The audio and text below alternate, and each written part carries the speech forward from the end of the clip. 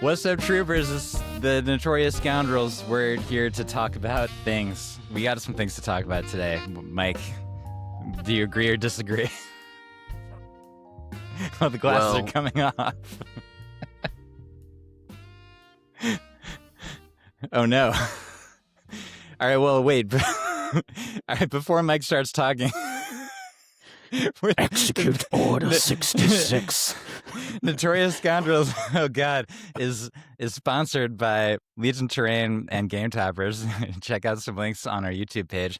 I'd also like to thank some new and upgrading patrons. We have Mix Up Pixels, Sonorous Lunch, one of my new favorite usernames, Sven Kluk. I hope to see you in person again at WTC, Sven. Grame Kull, Gunter Fetz, another good name, and Charles Dalland. So thank you very much. And I believe that, yeah, there's a week left for, you know, the new and upgrading thing that I talked about earlier in the month. I do have enough stuff to give everybody at least one thing.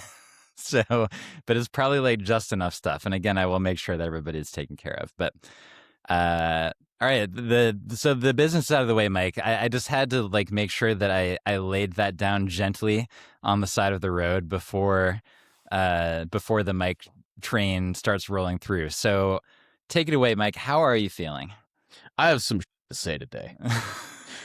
Okay, well, let's mark the time. What's the 11:28 into total recording time?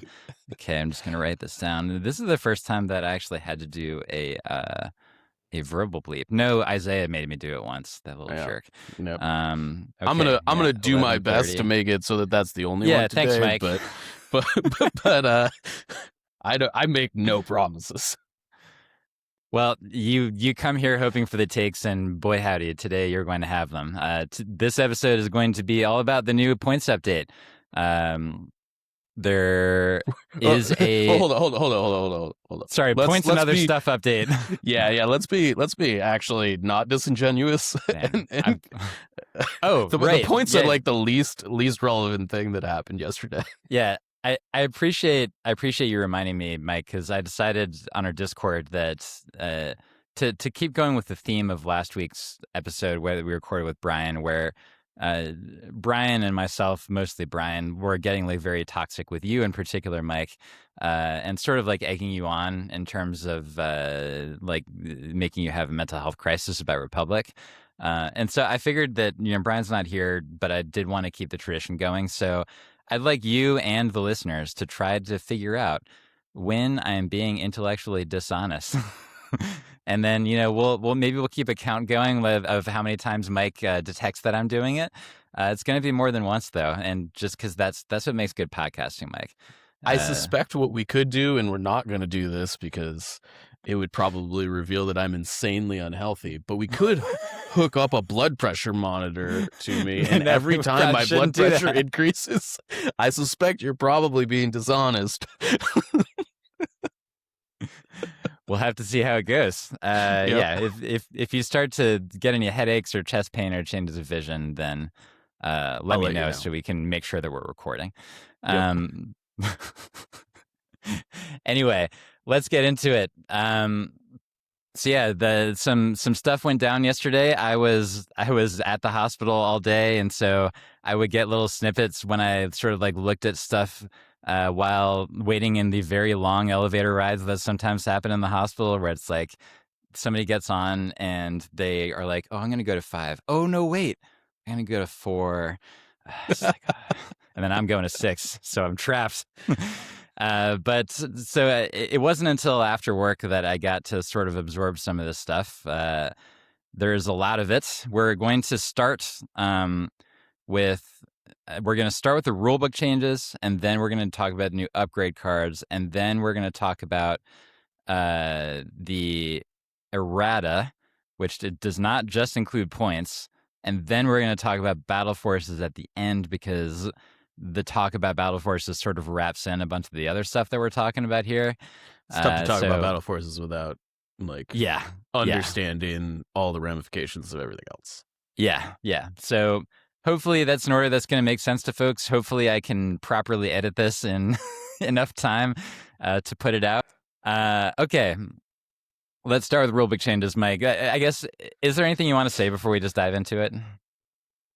I guess to be like actually real, I want to be like, just because I expect I'm going to take some flack for some of the things I'm going to say today, and that's fine. But I do What want else is new? everyone to know that like I am speaking from a place where I like love this game. Part of the reason I'm so upset is because I enjoy it and I want it to succeed, um and I'm really frustrated today. So I hope it doesn't. It's gonna come through. So apologies in advance. Have fun, enjoy it. But I'm yeah, I'm feeling a little bit unhinged today. So Mike, you're a treasure. let's dive in. And the like one of the best parts about your nature as a podcast host is that you truly do speak from the heart at all times. And so if anybody out there like ever thinks that anybody on this podcast is actually sort of egging something on for the sake of the content, then it's me. And it's definitely not that guy. So you can put your faith in Mike. Me, I'm not so sure about. We'll see how this goes. So we're gonna start with the rulebook changes, and I do want to give a shout out to Veil Drift, who is a user on Reddit who put together a lovely slideshow that is much better to scroll through for us live on a podcast than the rather giant PDF file that makes my computer sort of chug as I scroll up and down it on the PDF. So yeah, thank you very much, Vildrift, for making this. Speaking of, while we're shouting out people that are like helping the community, I just want to shout out the list builder guys that like uploaded everything within like several hours of everything. Like seriously, like you guys my are pros. God, yeah, like thank you. It's I don't know nearly enough about computers to say like how like I know that it takes a lot of effort and that obviously they're very good at web design to be able to do that stuff that fast.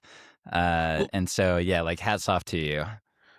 It's like not only do they need to know how to do that, they actually have to understand like what changed, which this time was not easy. So they have to know Legion also. And then so also as we go through these, there are some of these keyword changes in the rulebook where for clarification only, and so a lot of them were, and I'm gonna do my best to try to cover, like we're gonna cover all of them, but I think like when they're clarification only, we're basically just gonna say that.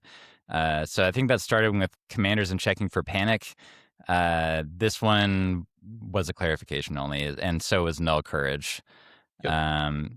Line of sight, this one changed to basically make sure that people were aware that like a tauntaun is in fact the width of a tauntaun and not the width of the large trooper silhouette. And like mortars and stuff like that. Yeah. This is strictly, again, a clarification change. A good one, I think.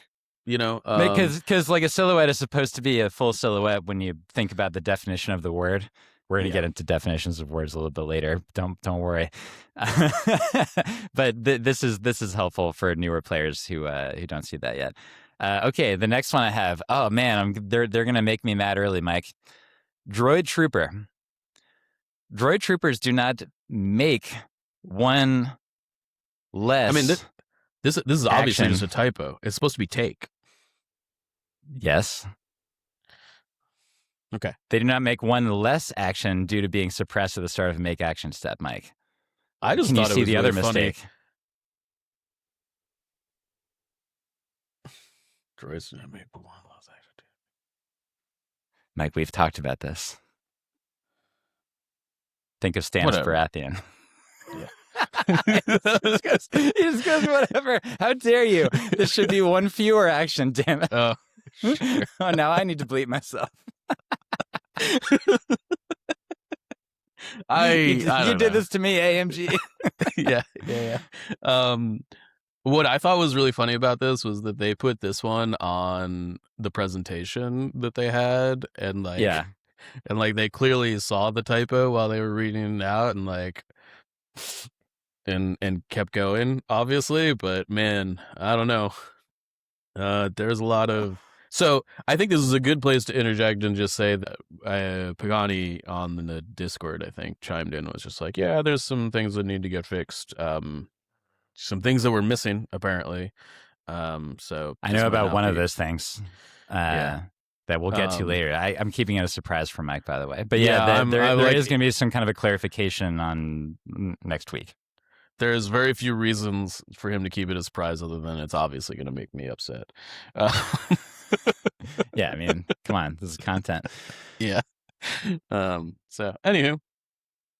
Yeah. Well, I had a couple jokes about the ideas of droid troopers making action, but that's also not appropriate for podcasts, so that we're gonna just keep moving on. So I'll say that droid trooper change is relevant to another droid related change that comes later in the document. Okay, so all right, next we have heavy trooper. So this is a new type of unit. We also have heavy droid trooper, which is a heavy trooper that is a droid. But then, so heavy trooper, they have notch bases, they can make reverse moves, they can pivot even while engaged, they don't get barricade cover, and they can attack and withdraw during the same activation. Those are those are all things that the creature trooper keyword also has. But then there is a little bit of a difference between those two, right, Mike? Yes. It's super interesting, and okay. And what is it? And basically clerical. Okay. So heavy troopers may have notch bases. Creature troopers have notched bases. Ooh, interesting. That's the only difference. Oh, that's the only difference. Okay. That's it. I guess I could see them, making, if they make some sort of a big beefy robo mech guy like Mandalorian. Although if they didn't give it to Pax Vizsla in terms of being a heavy trooper, then I don't know who they would give it to. I'm a little bit surprised that Dark Troopers didn't get it. If they're gonna introduce this type into the game at all, like heavy droid troopers seem like Dark Troopers to maybe me, they didn't want Dark Troopers to be able to withdraw and shoot in the same activation. I mean, I think that's maybe fair, but I just I mean. We'll talk about that when we get to other things. They are canonically very heavy. Yes. So I think if we're talking about narrative and theme, if droid echoes are heavy droid troopers, then or Dark Troopers probably should be too, but maybe. Yeah, I'm fine with them having to play by the same rules that every other trooper does. Okay, next one, resiliency. So this is this is a change, which is to say that resiliency is now basically purely a thing for non-AI vehicles, because vehicles with AI now fully slide into the AI rules, and so having the damage token is basically doing a different thing slightly for AI vehicles than it does for regular vehicles. I just want to clarify, because it sounded like you said resiliency doesn't matter for things with AI, and that's just not true. I'm saying that it works a different way, right? Yes. So resiliency for something like an ATST, it's still the same way that you would ever have understood it, but now resiliency for a snail droid is different than it was before, and so. Yes. We will get to that in just a second, but this is just to sort of clarify that if you have a vehicle that has a resiliency value and it doesn't have AI, nothing has actually changed. Okay, so now we move on to AI action. This is would you say that this is the big one, Mike? No, I actually think that the AI changes. I mean, not to bury the lead too much here, but I think that they've achieved close to nothing with these changes. Okay, well we feel differently about that, but let's go ahead and read it. So AI has changed to basically make it so that triggering AI is significantly easier than it was before. Just to remind folks, before AI would trigger if you did not have a face-up order, and if you are not within range 3 of any commander, and if you didn't choose to override at range 5. Then AI would happen, which is to say that it barely ever happened back in the day. So the thing about being in range of a commander is completely gone. Like that is not a thing anymore at all. The thing about it not triggering when you have a face up is still there. So that is something that like droid players can continue to keep in their mind, is that if you have a face up order, you will not trigger AI. Pretty much everything else about this is quite different. So I'm just going to read it. When a unit has the AI keyword, starts its make action step, it must take one of the actions listed in the AI keyword if it does not have a face-up order token, and if one of the following conditions are met. So the 4 conditions are: the unit is suppressed but not panicked. This gets into the whole droid troopers can be suppressed now, that change. Condition number 2, the unit has a vehicle damage token. So this is like the new version of resiliency, so to speak. Number 3, the unit is a vehicle and half or more of the miniatures it started the game with have been defeated. So that is where it comes into where this is how it affects wheel bikes, aqua droids, decas. They don't have resilience value, and so you would say, okay, well, how does that vehicle get affected? Well, spoiler alert, a couple of those things aren't vehicles anymore, but we'll get to that in a second. And then here's another part of this, is that if the unit with the AI keyword cannot make any of the listed actions, it makes one fewer action, they did the right word this time, during its make action step. And okay, so that's it. So all this is to say is that obviously there's new ways to trigger it. And then that last part is also extra important, because it used to be the case to be like, okay, my B1 unit activates, they're out in God knows where. They have nobody to AI attack because they're not range 3 of anybody, so they get to just like do whatever they want. Now, if you were in that situation, they have nobody to AI attack, and therefore they only get 1 action this round. Yep. So that is also an important change. So Mike, now I will pass it to you. Why do you think that this is... Well, I don't want to put words in your mouth. What do you think about this? I think that they have basically increased the gap between separatist units that are already played and separatist units that are not played. This I agree with tremendously. Yes, I agree. And they've basically buried anything that doesn't have the coordinate keyword for starters. Maybe not buried, but like you can maybe take like a one of BX droids that has AI, but you can't take 3. Like, there's no way. BX is move and dodge, though. That's sure. Not, like anything that has AI and move is really not all that terrible, right? Yes, for the most part. I just think that like there's just, I don't know. We're gonna get to the points changes later, but I do think that we have to talk about it a little bit to have this conversation be relevant. There basically was like no changes to most CIS points. Should we table CIS talk until after Errata talk then? If you want to just like get everything out of the way now, like if you just want to like do all the rule stuff now, I think that's fine. But I do think that like this is definitely like a CIS like meta adjuster change as opposed to just like a rules change. And I think that so however you want to do that is fine. Yeah, I agree with you that it creates a situation where the poor get poorer. Yes. And the rich stay rich. It's like every other faction in the game. So we will get to that, but I think that contextualizing that in Errata is important, and maybe a little bit of new upgrades. But okay, next one, aid. This is a clarification, so I'm going to keep moving. Yep. Compel. I think so. This is also a clarification because compel triggers off of suppressed units, and so it's just saying you can't compel droids. Yes, it is sort of a clarification. It is an edit that had to happen is a requirement for other edits that they made. Exactly. Here's one that is only relevant for stuff that is... Well, no, it's actually... There is one thing that is currently going to have eyes on the prize. We'll get to that later. But this was the keyword that we saw on the Mercenary Han. Eyes on the prize, : keyword. And so basically whenever you are your unit leader is within half of one of more objective tokens or is holding an objective token, it gets that keyword. And so the example would be that if that mercenary Han is holding your surface scan, then they are going to have steady. Or if that mercenary Han is hanging out near a POI, then they're going to have steady. So seems pretty good. I think this is going to require several clarifications. I don't think this is nearly enough rules text. For instance, like we've seen eyes on the prize steady, right? Right. Do you have steady when you complete the move or when you start it? Ooh. Well, I guess. Huh.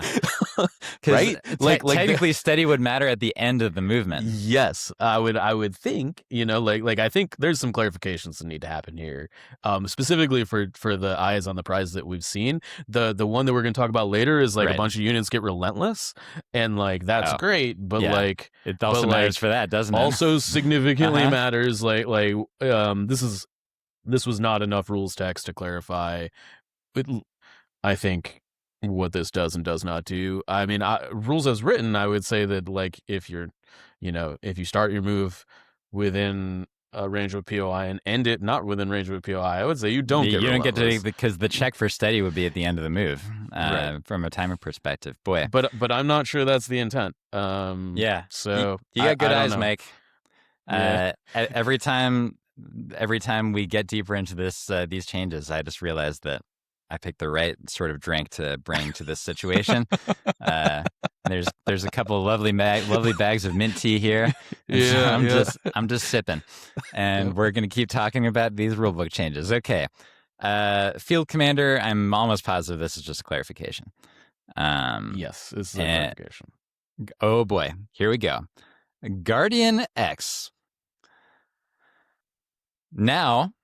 But it's funny that this is it is 3 words and 1 number, and yet, like, it changes a lot, or does it? We'll actually get word from the former world champion about this. I already talked to him.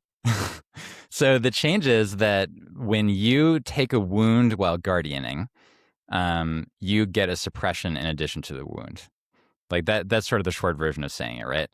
Because like when you guardian and then you roll a blank, you take a wound for the blanks. And so now on top of the wound, you also get a suppression. And as a reminder, you cannot guardian if you are suppressed. Yep, correct. And so this puts sort of a timer on guys like Obi-Wan, or I mean, it's relevant for everybody, right? It's like it's relevant for Death Troopers with the new Guardian keyword. It's relevant for everybody. Yeah, but this is really Obi-Wan, and honestly, it's really for the Cody 2-pip with Obi-Wan, where Obi-Wan actually on that turn is like, please hurt me so that I can shoot you more times. And now that, will be much more limited than it was before. Mike, what did the former world champion Isaiah Wallace say about this change?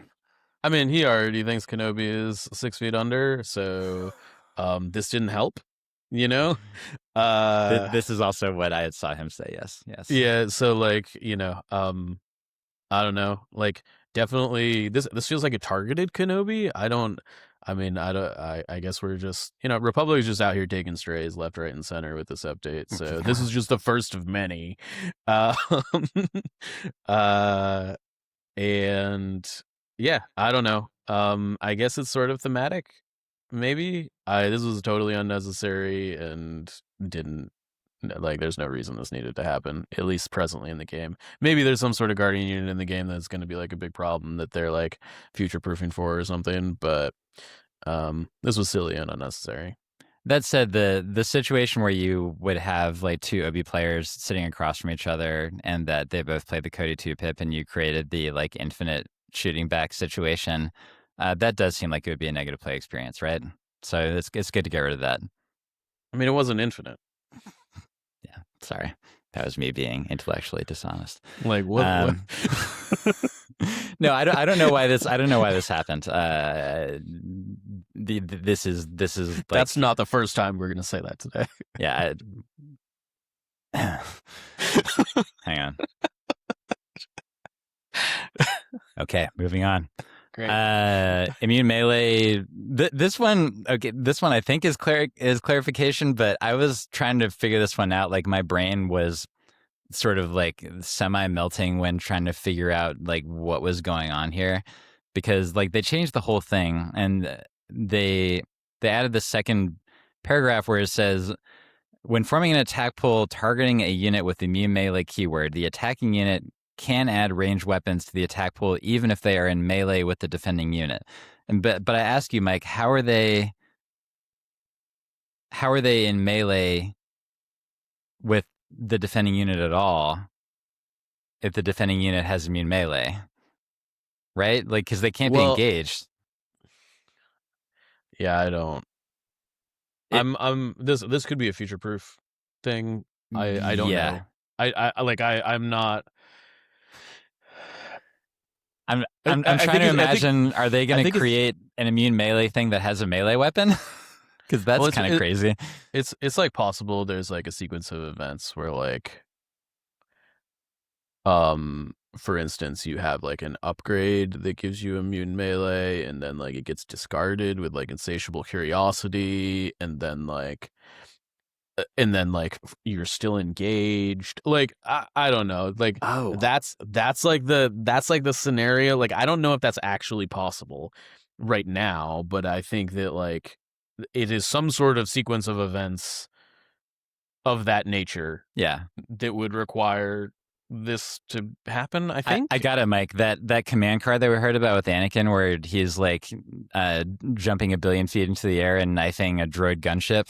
That's going to give him immune melee for a turn. Yeah, I mean it could. You know, I don't know. So you can't melee me. I'm up here in the sky knifing a gunship. Yeah. Okay, mechanized infantry. This is going to be relevant with exactly one new upgrade card that we're going to see later. But this is kind of a crazy keyword. It's like at the start of the activation phase, each unit with mechanized infantry may choose a different allied unit within range 2. Allied vehicle unit within range 2. If they do, the unit with the mechanized infantry keyword and each chosen unit gain 1 aim or 1 dodge token. And so it's like, it's start of activation phase, so it's like independent, except it doesn't care about orders, except you get a 2-for-1. It's closer to like retinue, but the unit that has right. Yeah. Okay. Retinue also gets the token. That's a better comparison for sure. This good keyword, huh? This is almost certainly printed on Mud Troopers or Wet Weather Troopers, I think, or whatever they're called, in the 212. Ooh, probably Wet Weather. It's definitely on one of them. Yeah. Like, there's no way it's not, because they're like the armored division. Maybe it's like maybe it's not printed on the unit, but like everybody in that division like maybe gains the keyword as part of the battle force. I think I could see this as interesting design space, is that if you make Mud Troopers in such a way that they sort of depend on getting free tokens in order to actually be good, which would mean that they would need to sort of stick close to vehicles in order to function the way that they're intended to. Yeah. Then I think that would actually be a cool way to design a unit, to really be like, if they're out there without their tanks, then they're hot garbage. But if they're, sticking together with the tanks, then they can actually do something. Yeah, I mean, I think this is an interesting keyword. It's cool. Yeah. The wolves, I don't know. Free tokens is always something I'm wary of these days. So I guess we'll see. I think it's good in the one scenario that we'll get to later. Yeah, I'd agree with that for sure. Yeah. Okay, here's one where catching speaking of catching strays, Mike, they changed the mobile keyword to make it like the speeder keyword in terms of objective play. I'm wondering if that was ever truly like the intent, that for instance, that up until now, Wheelbike Grievous could carry a bomb 3 times, or could triple move and then grab like a service scan token or whatever. But now they have changed the mobile keyword so that it is the same as speeder with regards to its asset token interaction. So you cannot triple move. You cannot triple move if you start the turn with it, and then you can't triple move onto an asset and then grab it, is basically the way that I would say it. So that's a good thing, especially like since we were about to potentially quintuple the amount of mobile units that were in a list. So it's good that this change happened, if I'm being totally honest. Yes, though I will say this was a thing that should have been in there from the start pretty clearly. Yes. Luckily, I doubt that too many game warping scenarios came out where Grievous actually did triple move and drop a bomb on round one. But there were a couple of games that I had when I was playing that silly list where my opponent did have to like actively guard against that happening. And so it changed their deployment strategy. So now, at least you don't have to worry about that. Okay, Override has basically changed. It's the same, except it's now range 3. Obviously, the context of Override is now different because AI is going to be triggering significantly more often. So we'll get more into that when we talk about droids in full later. And I'm not sure if this was always the case, but the overrider cannot override if they're panicked. I'm not sure if that was the case before, but it's definitely the case now. Wheel mode. This had to change in order to account for some deca changes that will come up later. And so the thing to keep in mind is basically just that wheel mode does in fact work the same way that it always did. It's just that they had to change the wording in order to mesh with a particular new keyword that droidicas now have, that being unconcerned.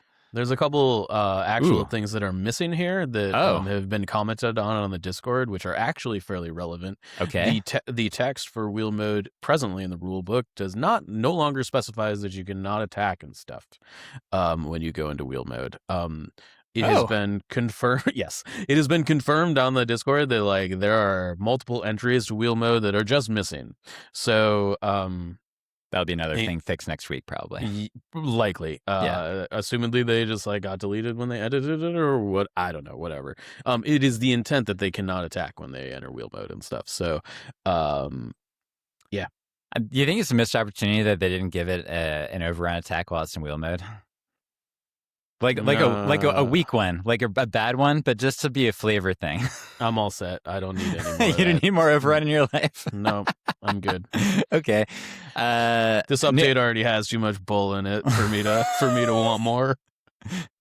Thank you for censoring yourself there, Mike. You're welcome. Assault X. When a weapon with this is a new keyword. When a weapon with the Assault X keyword is added to an attack pool, if the defending unit is within range 1 of the attacking unit's unit leader, then you may upgrade X of that weapon's attack dice. So this means that because the unit leader is what matters for attack range, this basically means that for range 1 attack specifically, you can upgrade X dice.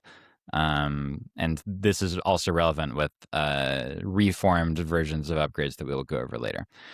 Longshot, this was changed to basically account for the fact that you can cover multiple weapons in one unit with Longshot by spending 1 aim token. I think that this is basically just to make it more clear that Shore Troopers don't have to spend like 4 dice to upgrade the range of like all 4 of its individual guns. Or does it mean that if somebody has 2 different Longshot guns that they would upgrade both of them? It means if they had 2 different Longshot guns. Okay. So I guess that's future proofing for something down the road, unless there's something I'm not thinking of. I don't know off the top of my head. I think that there was something originally, but I don't remember what it was. That, all right. Like, I've had this interaction come up like once, and it might have been like in like a for fun game or something. I don't know. Okay. Yeah. Well, feel free to correct us in the comments if we're not thinking of something. Overwhelmed. So this is a keyword that was in a couple of previewed units. And then I think that there's also a way to get it. Oh yeah, it's in one of the new heavy weapons also. So if a unit attacks with an attack pool that has 1 or more weapons with Overwhelm, if it spends at least 1 aim token, the defending unit gains 1 suppression token during the assigned suppression token to the defender step. So basically, this is suppressive, but you have to spend an aim during the attack in order to get it, right? Or am I misunderstanding what it is? As long as you spent an aim to reroll dice, it gets suppressive. Yeah. So it's conditional suppressive, which it's funny because suppressive doesn't seem like a strong enough keyword to me that it needed a conditional version of it. But yeah, I it's don't not a know. bad thing or anything. It's a little weird. It makes aims on these units like a little bit better. Yeah. I don't think it's bad. I do think that it's uh we'll get to it when we talk about these later. It's sort of like duelist for range attacks, but much worse. But it's like getting extra oomph out of your tokens. I actually think in some scenarios it's like way better because this is much more spammable. Spammy. Yeah, you're right. That's fair. That's fair. So okay. Well, so yeah, that at least now we know what overwhelm is, and so we can take that into account when we go over one of these cards later. Divulge this clarification. We covered on my podcast a couple of times that, and this is something I had trouble understanding for a while, but that if you divulge a permanent card, it stays in play. It does not go back to your command can. So the Asajj card, for instance, or yep, we've been waiting like 3 years for this rules text. Yeah, we had to point newer players like me to like forum post for a long time. So now we don't have to anymore. Okay.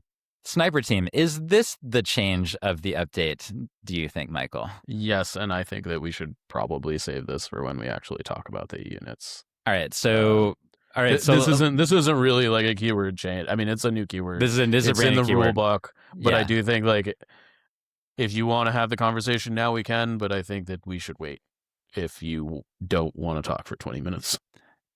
Good call. Because the last one to cover here is standard move, which is I think a clarification that only matters for force push, where it like clarifies that the person moving the units gets to do cohesion, and so when you're force pushing, that means that the pusher gets to do it. I think that was clear to most of us, but extra clear now, so that's cool. So that covers the actual changes to keywords in rulebook text. So going to the upgrade sheet, this was, I'd say that like we got 15 new upgrades. That is more than I expected.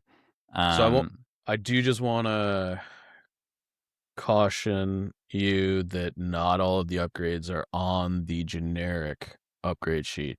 There's a bunch of heavy weapons on the faction upgrade sheets as well. They're unit specific, yeah. so it's not like true.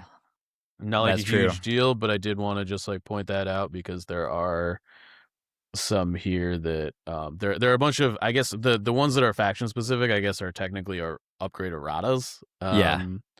But so I think we'll cover the brand new ones that are on the generic upgrade sheet, and then we'll go into the errata upgrades and then talk about points after that. So let's start with the new upgrades. Pike foot soldier squads, Mike. They have super squads. Black Sun does not, but Pike does. They cost 38 points, which is 2 points less than the base. Yeah. And like with the weak ways, these have the distinction of being transportable. Otherwise, they function the same as any of the other super squads do. And like with all of these super squads of older units, this adds base number +1, which is to say it adds five Pike Soldier minis. What do you think about this one, Mike? I think we also have to. I think this is a good time to talk about the update to the Pike unit card. It can take 2 heavy weapons now. Because they wanted to make sure that you could just like smash 2 squads together. This feels like an afterthought to me. They're like, oh, Pikes aren't doing well, so you know what? We're just gonna like give them a super squad, I guess. Which I guess is fine. Wow, I literally didn't realize that until just now. So they changed the base unit. Yeah, so to have 2 heavy weapons. Yes, you can take a whip and a gun guy. Wait, and they said on cast specifically that you could do that too. Because they wanted you to smash them together. Because they're not going to release a super squatted Pike box. I see. So that way, if you buy 2 boxes, you don't have wasted minis, so to speak. Correct. Okay. Hey, that's consumer friendly. So I'm not going to complain about that. Yeah. I think as far as how I feel about these from like a gameplay perspective, like I'm a little bit wary that they're like, oh yeah, other units can't be transported, but you know, it is fine for this one. It's fine. I don't know. This is a little different than the weakways too, and the like we're talking about like a 10 to 12 model unit as opposed to like an 8 to 9 model unit. It's probably not that big of a deal in difference, but I don't know. Also, I apologize. I'm going to just like correct myself before we get the post. Is the reason why you can take the 2 heaviest is because the Super Squad gives you an additional heavy upgrade icon. It's the Super Squad upgrade that does that. It's not that the base unit card changed. Yep. So, but yeah, like, I guess I'm putting in the points right now. So a super squatted pike. Like the thing to keep in mind is that it has Indomitable, but it will still be Courage 1. Because that means that you can't put the capo in there if you put in the super squad in there. Like that one is for sure. And so, and then also like you can't put 2 copies of, like, if you could put 2 disruptor soldiers in there, then I think it would be like a little bit of a different story to me. No, man, I think let's be clear here. The what is it? It's 78 plus the or are they 42 base? Are they 40 or 42 base? 42 base, yeah. Okay, so it's 80 points for just the super, and then the disruptor is what, 28? Disruptor is 22, and then the whip 22. Is 10. So the Sure. full unit with both heavies is 112. Sure, but for 102, it is 11 black dice and a red at range 3. That hits like a truck. It does. It would not have any surge tokens at baseline. Yes. And it also wouldn't have the cash aim that you get with the extra pike soldier guy, although nobody's ever going to play that guy now. Yeah. But that said, is that there are, I mean, how many ways are there to get them surge tokens? There's the Maul 3-pip. There's very few ways without the capo in the squad. Yeah. And so it's like a little bit roulette wheel-ish. But I mean, I don't know. It's like, that's like an arc pool at range 3. Yeah. It's better, actually. I don't know. What is the super short cost again?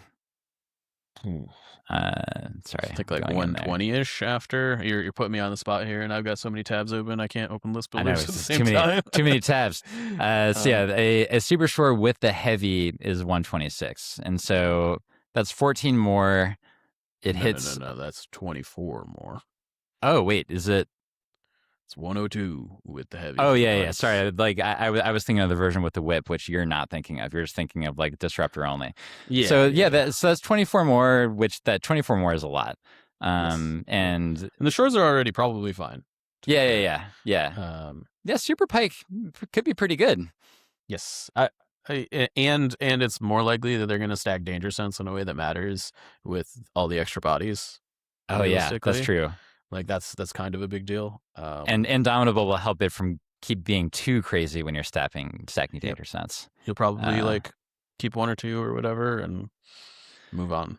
Yeah, I guess I'll say that if you're going to be doing this, you probably do want Gar Saxon around, right? Because like you want to be able to compel these bros forward if they're going to be sitting there with one, like, because they're going to rally and they're going to have 1 suppression token left like every time. Is that way I feel like it's going to work? Assuming that he keeps compel, yes. Yeah, his unit card is almost certainly going to change. Right. Well, for right now, his unit card is the same, but for the next 2 months, exactly. Okay, so yeah, that is an interesting one. Next one is Imperial Probe Droid as a unit upgrade. It's Imperial only. It can go on any core or special forces or support that has a heavy weapon slot. And then if this unit is a core unit, it gains an extra heavy weapons upgrade icon. And so there's a bunch of text here, but the way I would summarize it kind of quickly is that you can tap it to either put an observe token, like do a free action observe 1, or if you're about to attack a unit that already has an observe token on it, you can turn that observe token into an aim token for the shooting unit. And then it like the old version of improvised orders refreshes at the end of every round. So it has 10 points, I should say. So like it's 10 points to get like some free action dice upgrading of some kind. And then it does add, it's a non-combatant, so it does add a health, but it doesn't add health that is like mega useful all the time. What do you think about this one? I want to be nice. Hold up. I'm reevaluating my speech here. The text on this card outside of observe 1 and then it refreshes for free is like pretty useless for any unit that does not have precise. In that, just handing a unit an observe token for every unit that doesn't have precise is basically the same as doing all of the text. Yeah, it's like has the same net effect. Okay, so like if it's not on a Death Trooper unit or a Stormtrooper unit, right? Like, or I guess like Special Forces with like Marksman. Which don't get me wrong, like a bunch of these do have ways to like utilize those things. Yeah. But it feels like this could have just been like free action observe 1 and there's just like a bunch of, I don't know. It's what it does is that it creates a situation to where if you have other ways to create observe tokens, such as Imperial Prodroid units, then you would be able to sometimes get extra use out of those observe tokens, but again, only if you have precise. Or like lethal, right? You have to have like alternate ways to or use long shot tokens. Yeah. Yes, yeah. Which is like fine, I guess. But I feel like this card could have just been free action observe 1 and could have been a whole heck of a lot less complicated and would have probably done the same thing. Yeah, but like there are interactions with precise, so I guess like for those units, I do feel like 10 points is actually kind of a lot for the effect that you get in general. I might be proven wrong, but this feels like it feels similar to the Viper droid situation in droids, where it's like this is kind of a neat little thing, but it's probably not worth 10 points. Nobody's gonna take this unless they can like do something busted. Yeah. That accurate. Somebody will find something, maybe. Yeah. Next one, Seventh Sister. This is the first of the character upgrades.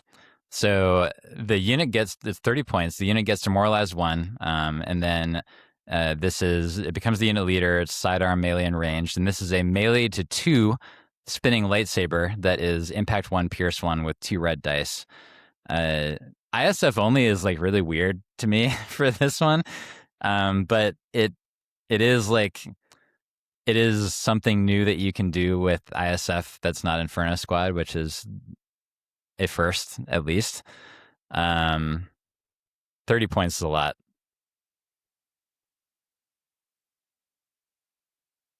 It's a thing that happened, I guess. Yeah, I'm not seeing it.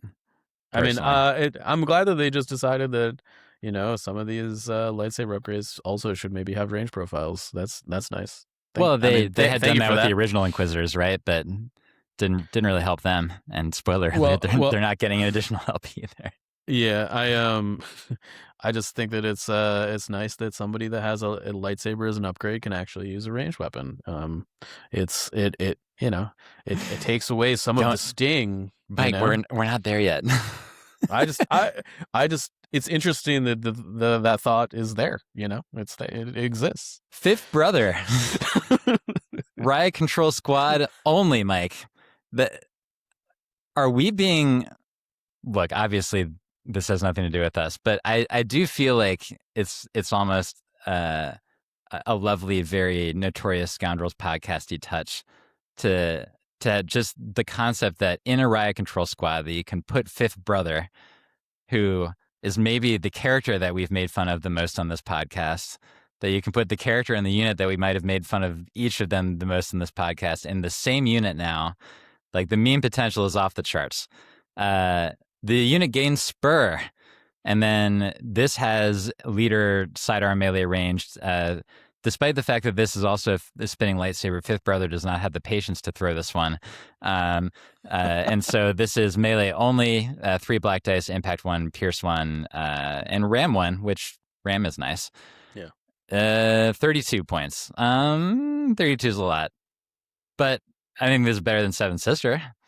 It is, and I actually think that in the context of the one unit you can ever take this guy in, I actually think it's probably like fine. It's like 96 or something like that with the KX droids, I think.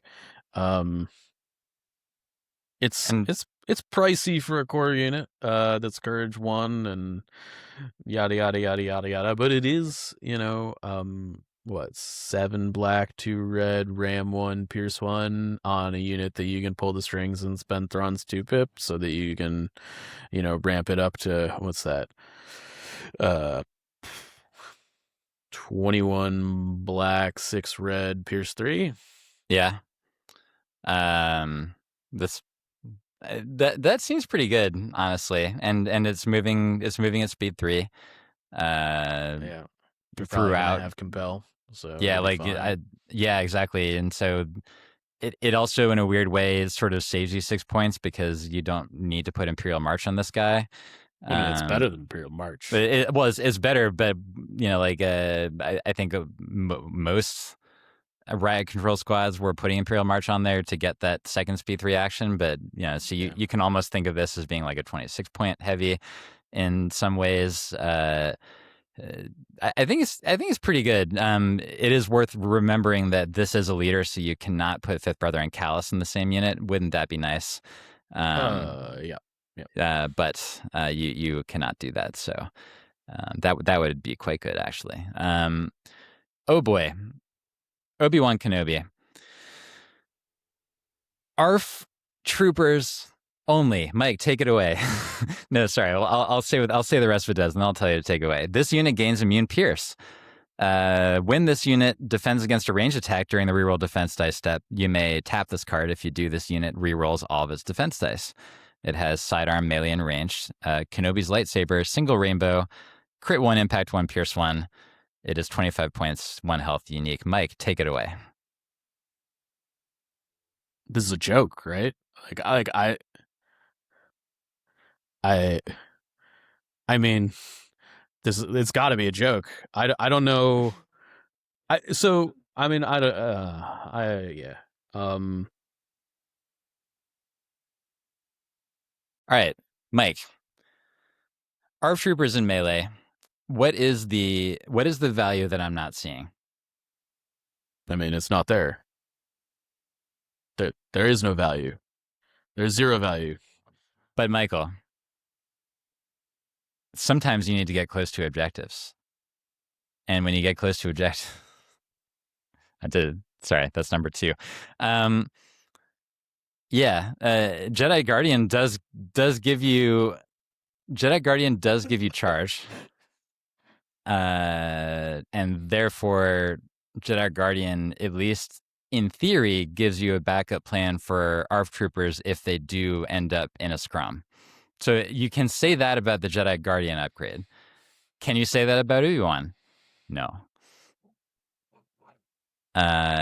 Spending 25 points to give yourself an extra health and to make your defenses tankier, but without actually making your offense any better.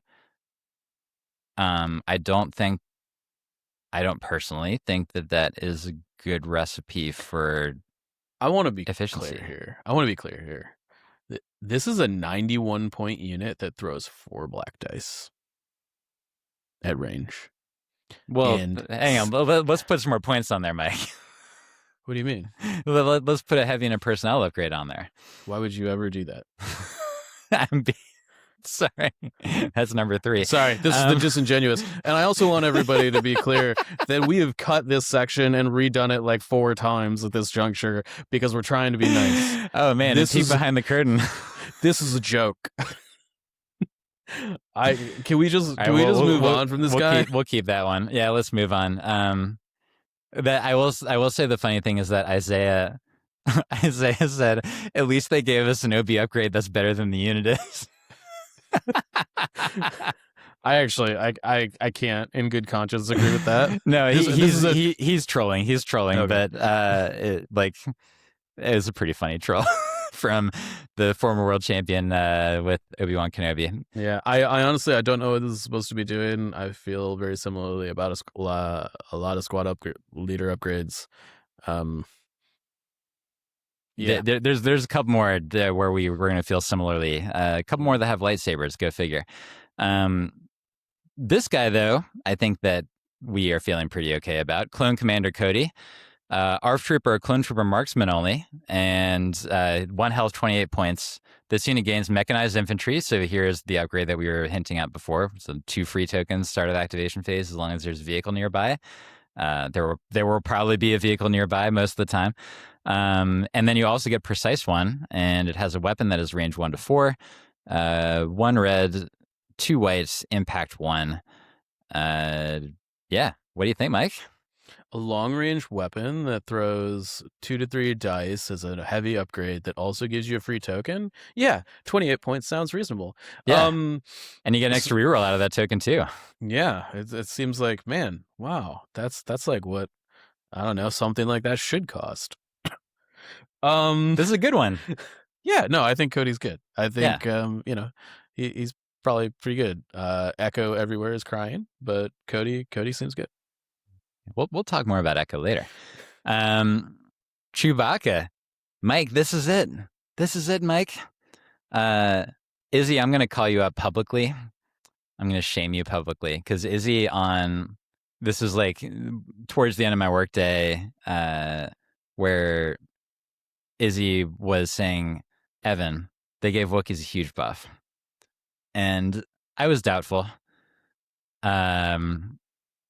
We'll talk more about this later, but let's talk about Chewbacca now. There is something here, but it is not going to be the end all be all. He's 40 points. He has 3 health. When this unit attacks during the form attack pool, choose one of this unit's attack pools. Okay. This unit may upgrade 1 attack dice in that attack pool for each miniature adding a weapon to the chosen attack pool. When this unit defends, for each miniature in this unit, you may upgrade 1 of this unit's defense dice. So basically, if you have 4 Wookiees, then you're upgrading 4 attack dice. As long as you're not split firing, that was like a weird distinction for them to make, but I guess it prevents abuse. Quote unquote abuse. It wouldn't have been all that amazing, but whatever. And then also, like, when you're defending, if you have a full unit, then your first 4 defense dice become reds instead of whites. Well, while you have a full unit. Yeah. And so then that it's the opposite of the Mace Windu situation, to where your dice upgrades will, and it's the opposite of the Kraken situation, weirdly enough, where like your dice will get worse as minis in your unit die off. Yeah. And so and then Chewie himself, he's a range 1 to 3, impact 1, 1 red, 2 white. So weirdly, it's like a worse version of Cody's DC 15. The fact that this doesn't have Pierce, I feel like is an unnecessary blow to the honor of Chewbacca. It's just weird that like all of the other Wookiee bowcasters have Pierce and this doesn't. I mean, it's like fine from like a gameplay perspective, I guess, but like the generic Wookiee commander who's terrible has Pierce and has bowcaster. But even the like bowcasters that you put into Wookiee squads have. Yeah, Pierce. and the Fluttercraft. You know, like I thought Impact 1, Pierce 1 was like the bowcaster thing. Yeah, I don't know. Chewie's just like, when he's in a squad, he's just less Piercy, man. I don't know what to tell you. Yeah, he's literally phoning it in when he's with his Wookiee brethren. Yeah. This is why he only hangs out with Han.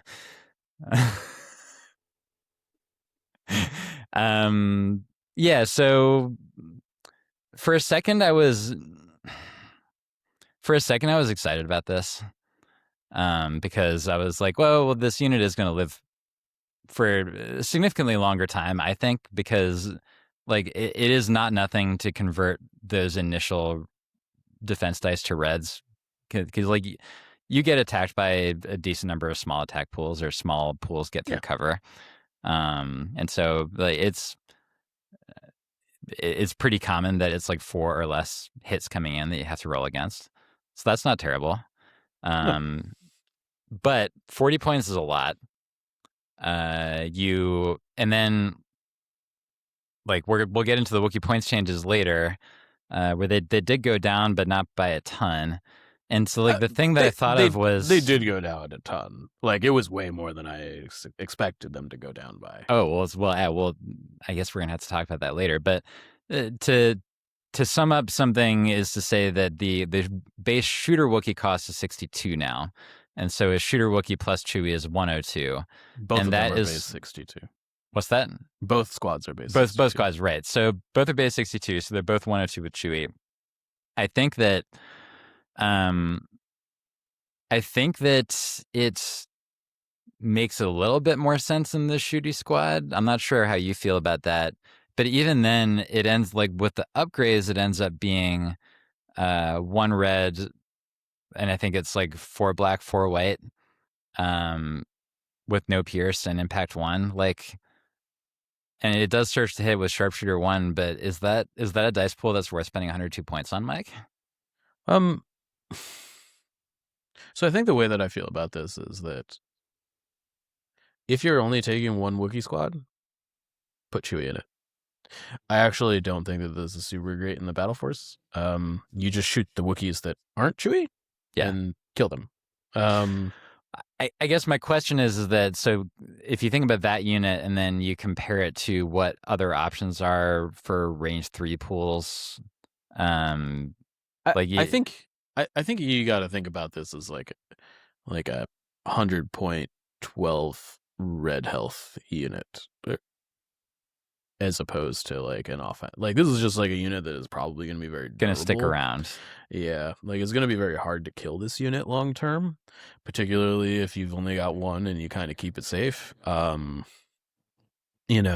all of a sudden, if let's say that you're able to get dodge tokens on the unit from Exemplar, or not Exemplar because clones don't have it, but whatever. Especially Wookiees don't have it. Yeah, but like you could potentially get it in Rebels.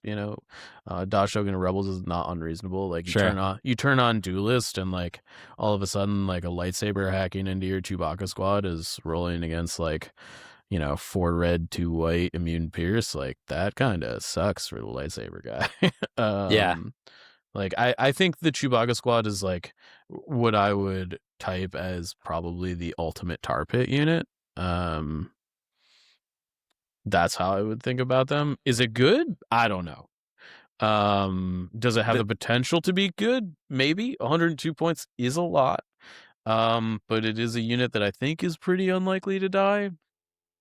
The melee pool would be 4 red, 4 black with Pierce 1 if you have an aim. And that's pretty good for a charging unit. It's okay. It's Royal Guard, basically. That surge. Which is it's like Magna Guard. It's like a Magna Guard squad. Yeah, I guess that's fair. Right. Which is like just like fine. I think harder to kill the first mini than a Magna Guard squad, so there is that. Like with the defense dice upgrade to get through that first 3 health. Assuming that you find a way to be immune melee, or immune melee pierce. So I don't know. There's maybe something here. I could see a world where this needs to like come down in price to see play, but 40 is a lot for any. I mean, we'll get to this later, but once you get up above like 25, 26 for a heavy weapon squad leader upgrade, like it's got to be doing something insane for you to take it. I would have really liked if they allowed you to get an extra heavy weapon slot with Chewie. That seems like a missed opportunity for sure. I think so. Like, because man, like that would have been a shooty Wookiee squad that I would put together. Yeah. If you had a bowcaster in there. And it would have been with the battle shield in there, it would have been a really fun melee squad also. I mean, I'm not sure that you would have ever played like 130 points for that unit, but it would. I would have done it for fun. Sure. Which is what this game's supposed to be about, Michael. Okay. Not today. This was So this is technically a brand new upgrade, which is why it's in this section instead of the errata section. Yes. So the DC-15X Arc Trooper Gunner, and so this can go into any Arc Trooper unit, whether it's the strike team or the regular unit. I think this is almost always just going to go in the regular unit, but this adds a weapon that has overwhelm, so that's where that keyword comes up. So it's like the conditional suppressive. They're going to have aim tokens, probably. It's an arc unit. And it is range 1 to 3, 1 white, 3 black. No other keywords. It is 26 points. So, Mike, take it away with regards to, like, is this the first true heavy weapon for ARC troopers? Yes or no? I think a lot of people are going to try this, and then a lot of people are going to realize that you are paying 6 points to get a black and a white die and losing your medic charge. And that's what this is. And people are not paying for medics and arcs already because it's too expensive. So it's not precisely the same, because on the front end for an unhurt unit, you're doing more damage than the medic squad would. Yeah, you're adding a black and a white die. Yeah. Which is it's not a ton, but it is more technically. Right. You're trading treat 1 for a black and a white die. Yeah. Right. And you're paying more. Yeah, 6 points more. Which 6 points per squad in Republic is like a big deal. Yeah, and like the suppressive thing, that's not going to change your overall grand strategy in terms of the game. It like might matter sometimes. And if you really want to, I guess you can, like, you know, this is a heavy weapon that makes a 6-man like a little bit more palatable, I guess. But arcs are too expensive, and this doesn't change that. It is what it is. Well, just to put a price on it, so baseline arc is 70, which means it's 96 with this thing, which means that if you have this thing and a medic, it's 116. Yep. That would be throwing 13 black, 1 white? Yeah, it's like sleeper cell. Except you're paying an extra 40 points, and you're not surging.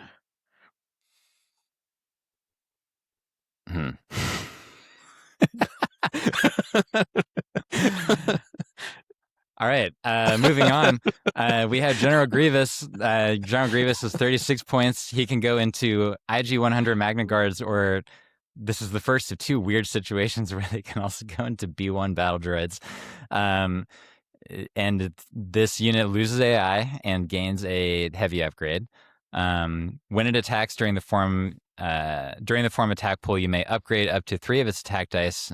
And then if you do, this unit gains 1 suppression token, which is mostly a flavor thing, I think, more than anything, but it is like sort of fun. Basically, he gets to upgrade 3 dice all the time. And then he does have a weapon, which is, funny enough, the exact same as...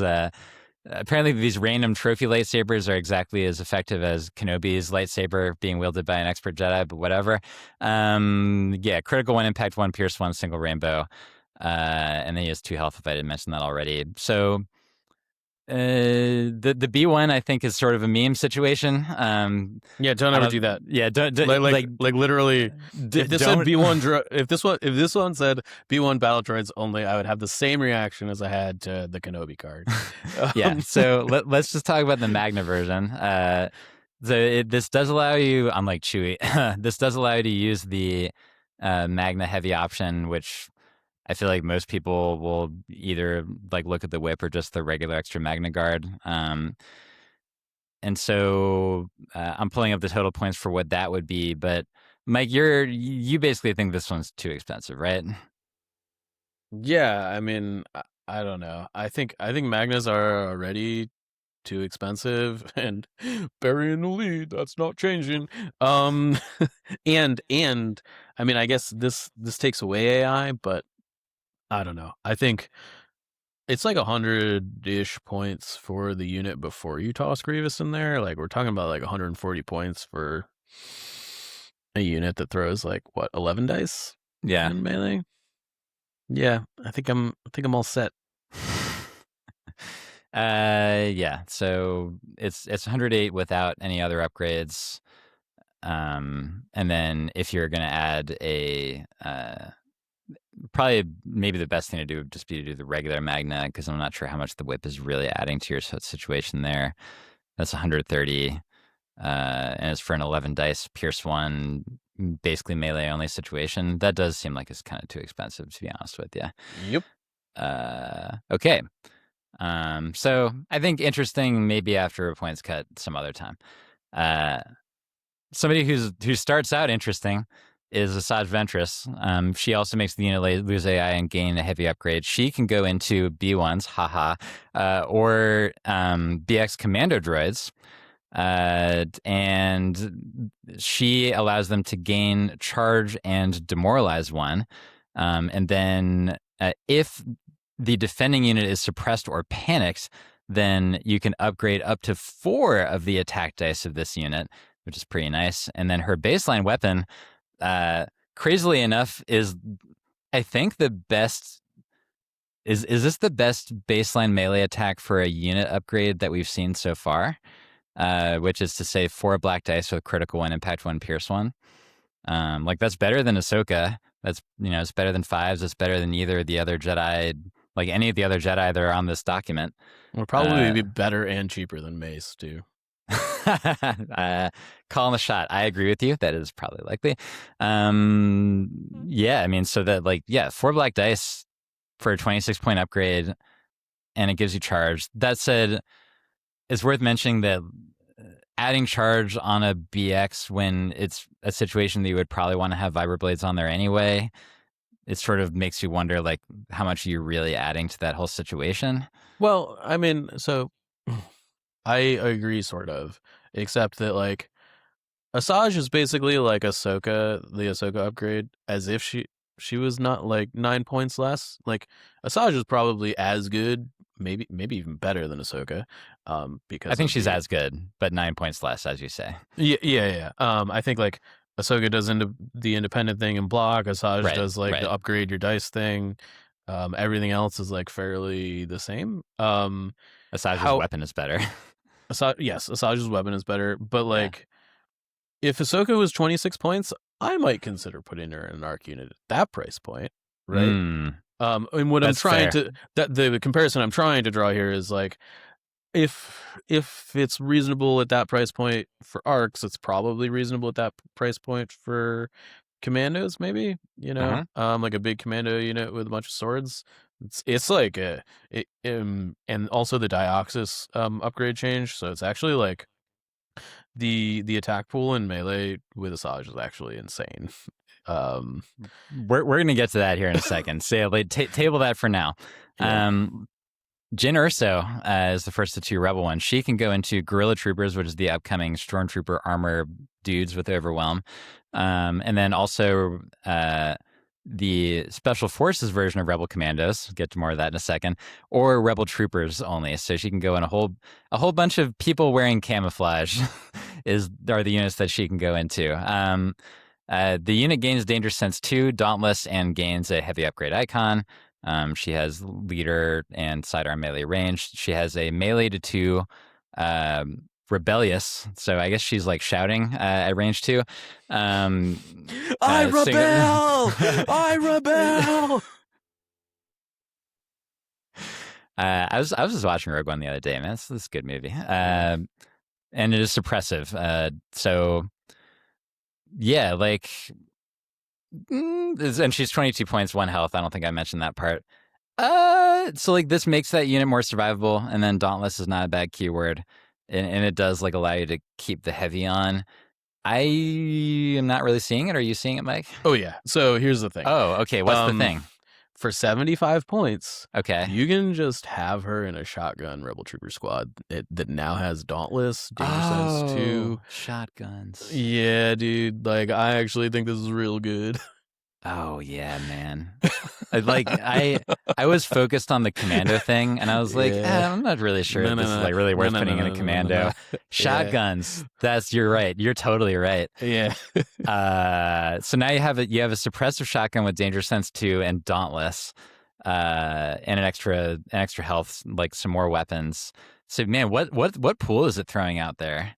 It's what, red, red, white, white plus rainbow. So it's 3 red, 6 black, 3 white For how many points? 75. Whoa! Yeah, man. Like I don't know what's happening with the cost of these upgrades and Wow, stuff. that's But pretty like, good. but like, there's some yeah, I don't know, man. So like when we see the next series of upgrades, there's going to be a K2 unit upgrade that is also like really efficient. So that Yeah. way, like the Cassian K2 and Jin box is basically going to mostly be used for trooper upgrades and not for the actual units that they're meant to represent. Yeah. I mean, I think this is really cool. I just wish that everybody else's stuff was like as cool as this. Yeah. So I agree with you, Mike. Is that if only the rest of them were like this, is what we're really trying to say. We're not trying to say, oh, this is too good, it's broken. Yeah. Like it feels like, good. It like doesn't Jin feel and like Asajj are like where I want these upgrades to be. yeah, and then the rest of them and the needs rest to are catch like, up. okay, what's going on here? I think at the end of the day, 2 health is being overvalued on some of these. Like the Grievous one, like I don't know. Rex, Grievous, Chewie. Yeah, like the health is being valued, I think, more than it should be on these in general. Especially because these are going to be the last things to take wounds anyway. It may be a different story if you could like split things up, but like that extra health like only matters when the unit's almost dead. Yeah. Yeah. I don't know. Okay. Speaking of, well, I'm going to be curious about this one. What you think? So this is Luke Skywalker, the main character of the Star Wars. Rebel troopers or rebel veterans only. He's 25 points, 1 health. He increases the courage by 1, and then they get another heavy slot. When this unit attacks after the effect is resolved, you can choose an allied unit within range 2. That chosen unit removes up to 2 suppression tokens. So it's like Inspire that it only triggers after you attack. And you can do it on yourself also. Yep. So, and then he has leader sidearmed melee. So sidearm melee only, which means he can use the he gun. can shoot his blaster. Look okay, at there that. you go. Jedi actually can shoot at range. That's wow, not as bad as I thought. Novel concept. He has Anakin's lightsaber, which is critical 1, impact 1, pierce 1, 1 red, 2 black. So that would be the untrained version of Luke Skywalker has a better lightsaber than Obi-Wan Kenobi. Moving on. So this one's kind of weird. It's like ultimately it's going to be 25 points for. It feels really weird on veterans with their speed 1 moves. That doesn't sound super amazing. Troopers are not especially good in melee at baseline. They don't have charge. Luke does not give them charge.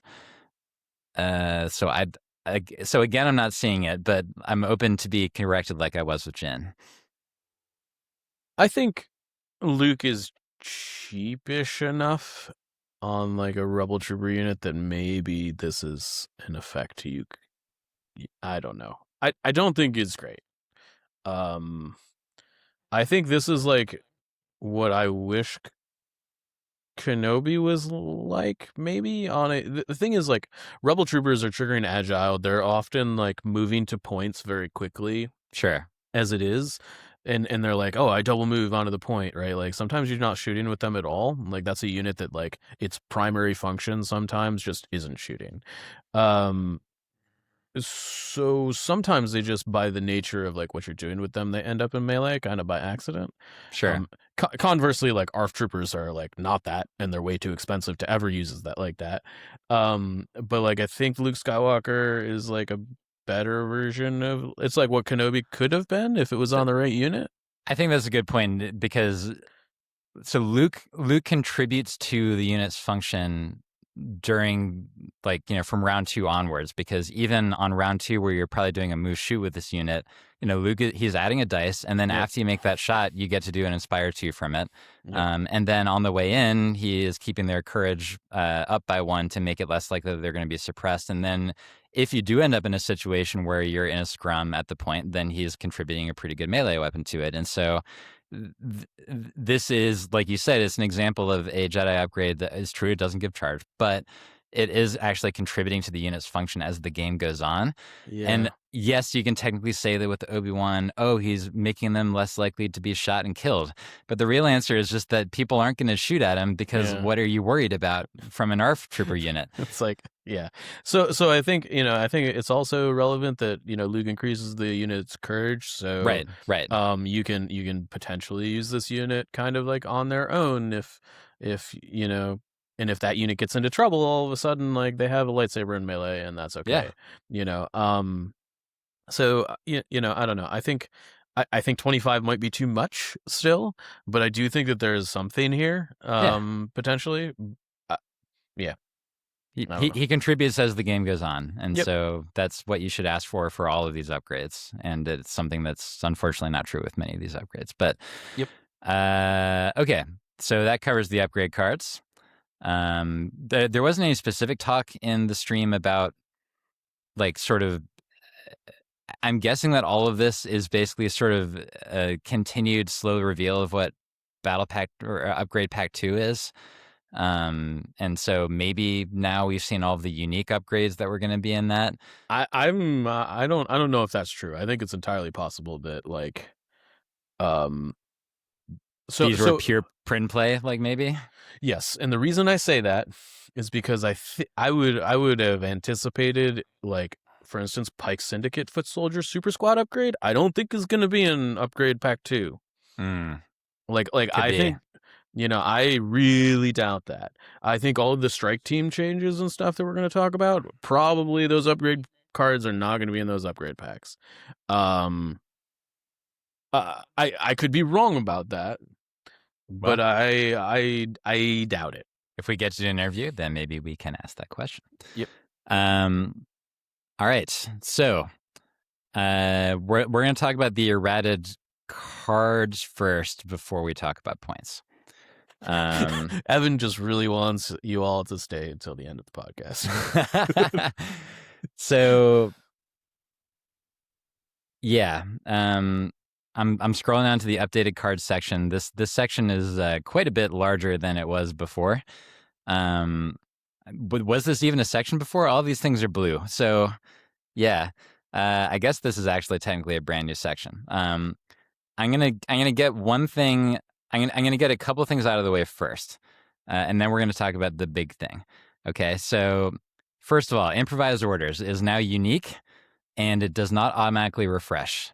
This is something that certainly hurts. Like, it technically hurts all factions. It hurts Empire and Guard the most, I think. It hurts Rebels some too, and then droids are like, ha ha ha. But this, I didn't personally feel like improvised orders was, like, an issue. Maybe it felt like too much of an auto include to them. What do you think, Mike? Uh-oh. This is a long preamble. I'm upset about this change. I think this is, like, obviously this feels like them, like, removing aggressive tactics to me, right? Like, there was, like, a couple armies that were, like, abusing the crap out of aggressive tactics, and they were like, no, you can't have droids. Mostly droids, right? And, like, and then here we are again, and it's like, Republic catching strays. Droids are out here, like, we're making our order control perfect with improv, so it's got to get nerfed. And then all of a sudden, like, the one upgrade I can possibly put in my list to, like, help my terrible order control situation in any capacity is now basically a once per game on my units. Is this a joke? I don't know. I'm feeling really not great about this. I don't know. It's a tool that has basically been removed from the toolbox. For it, and I think specifically for Republic, because I think that's the faction that probably gets hit the most with this change. Like, you often cannot afford to just take a recover action to get this back. I feel like in Rebels and Empire and CIS, like, you're often just moving and recovering improv as it is. And in those factions, they're like, yeah, I move on the board, recover, and get it back. Like, that's a play pattern I see a ton of in those factions. And in Republic, you just like don't get to do that because your units are not efficient enough to actually take that action. The one unit that might be able to do that is like Padme. So I guess she's an even bigger requirement than she was before. So it's interesting that initially my first reaction to this was like, oh, well, Empire is going to be upset about this. But then, like, now that you've been talking about this, I remembered a couple things. That on the Empire side, that they all of a sudden have actually access to a lot more free orders than they did a little while ago between your directs and your coordinates, Yep. and so on and so forth. And then on the Rebel side, they don't have quite as much of that going on, but they do have no time to lose, which is a way to just like get some recover actions tossed in there on somebody such as a Lando Calrissian that may be pretty motivated to maybe still motivated to carry improvised orders around. Whereas like in Republic, you have Rex's 3-pip. And it's just like, the amount of times that like I see a Rebel player like say, okay, Leia walks on the board, she recovers improv, or Han walks on the board, recovers improv. Like Sure. that's like a thing that happens a lot already. I just like, I don't know, Republic just doesn't have the time or the space. Anybody got time for that in Republic, as they would say. I feel like this is like a pretty big hit to Republic, and don't get me wrong, this hits everybody, but I do think that like other factions are just like, doesn't hit Dreads that much. Yeah, okay. Yeah, totally. I mean, like the super tax already recovering. like I don't know. Yeah. They're like, you know what we're gonna do? We're gonna give the super tax more value. I don't know. Whatever. All right. So as I continue to dance around the thing, as far as upgrade cards go, we'll talk about the changes to Sonic Charge, Sonic Dioxis, and Proton Charge Saboteur. And that is that all of these weapons now have this text, which is to say when this weapon is added to an attack pool, other ranged weapons in that attack pool gain Assault 1. And that the other thing that changed, as far as I can tell, is that the impact value on the Proton and the Sonic Charge went way up. Yes. It's like the Sonic Charge, which, as a reminder, that is 1 red, 1 white, 2 black. That is the Imperial one. That is now Blast, Impact 4, Suppressive. And then the Proton Charge was the Rebel one, which is single rainbow, Blast, Impact 6. And then the Dioxis, the weapon itself didn't change. I think it was always single rainbow with Blast and Poison 1. But now it does have that assault thing in there. And so, Mike, can you remind me, like, I'm just going to be honest, can you remind me, like, so if you have a Scout Trooper with 4 Scout Trooper minis and then you have a Sonic Charge Saboteur and you're attacking at range 1, what does the pool actually look like at this point? Yeah, assuming everybody is alive. Yeah. It is 5 red, 7 black, 1 white. Assuming you upgrade the black dice to red dice. Yeah. Which, I think it technically doesn't matter what direction you upgrade dice, but... No, not really. It just is like a consistency thing. Yeah, right? yeah, exactly. Yeah. So one more time, it's 5 red... 7 black, 1 7 white. black? Sorry, it might be 6. 6 black. It's 6 black. Okay. Yeah. Sorry, I was 1 over. Oh yeah, because it should be an even number. Yep. Well, that's pretty good. That's pretty good attack pool with Blast. Yeah, considering it's what like a 57-point unit. God, is it really? I mean, the upgrade's only 17 points. And man, that is a really scary attack. like, oh my gosh. going back to like the, oh man, my ARC troopers are paying 130 points for for like an attack that's similar. Like I don't know. It is worth remembering for the Dioxis that Assault 1 is only for ranged attacks, and so you are not going to be adding Assault to the Asajj plus Dioxis thing. Yes. In case you were getting worried about how insane that pool would be. I mean, it's still an insane melee. It's pretty pool, good. It's still pretty good. But yeah, like I don't know. There's so I guess we're kind of just talking about the changes in general. So let's so that is how this is basically how the full scout units are going to change, is that they're going to have access to these types of weapons. And then we already mentioned the ARC Trooper weapon, because none of the full it's like we talk about scout units. We're talking about Imperial Scouts, ARC Troopers, BXs, and Rebel Commandos. Yeah. Like, I'm just going to call all of those scout units in order to just like shorthand this. Sure.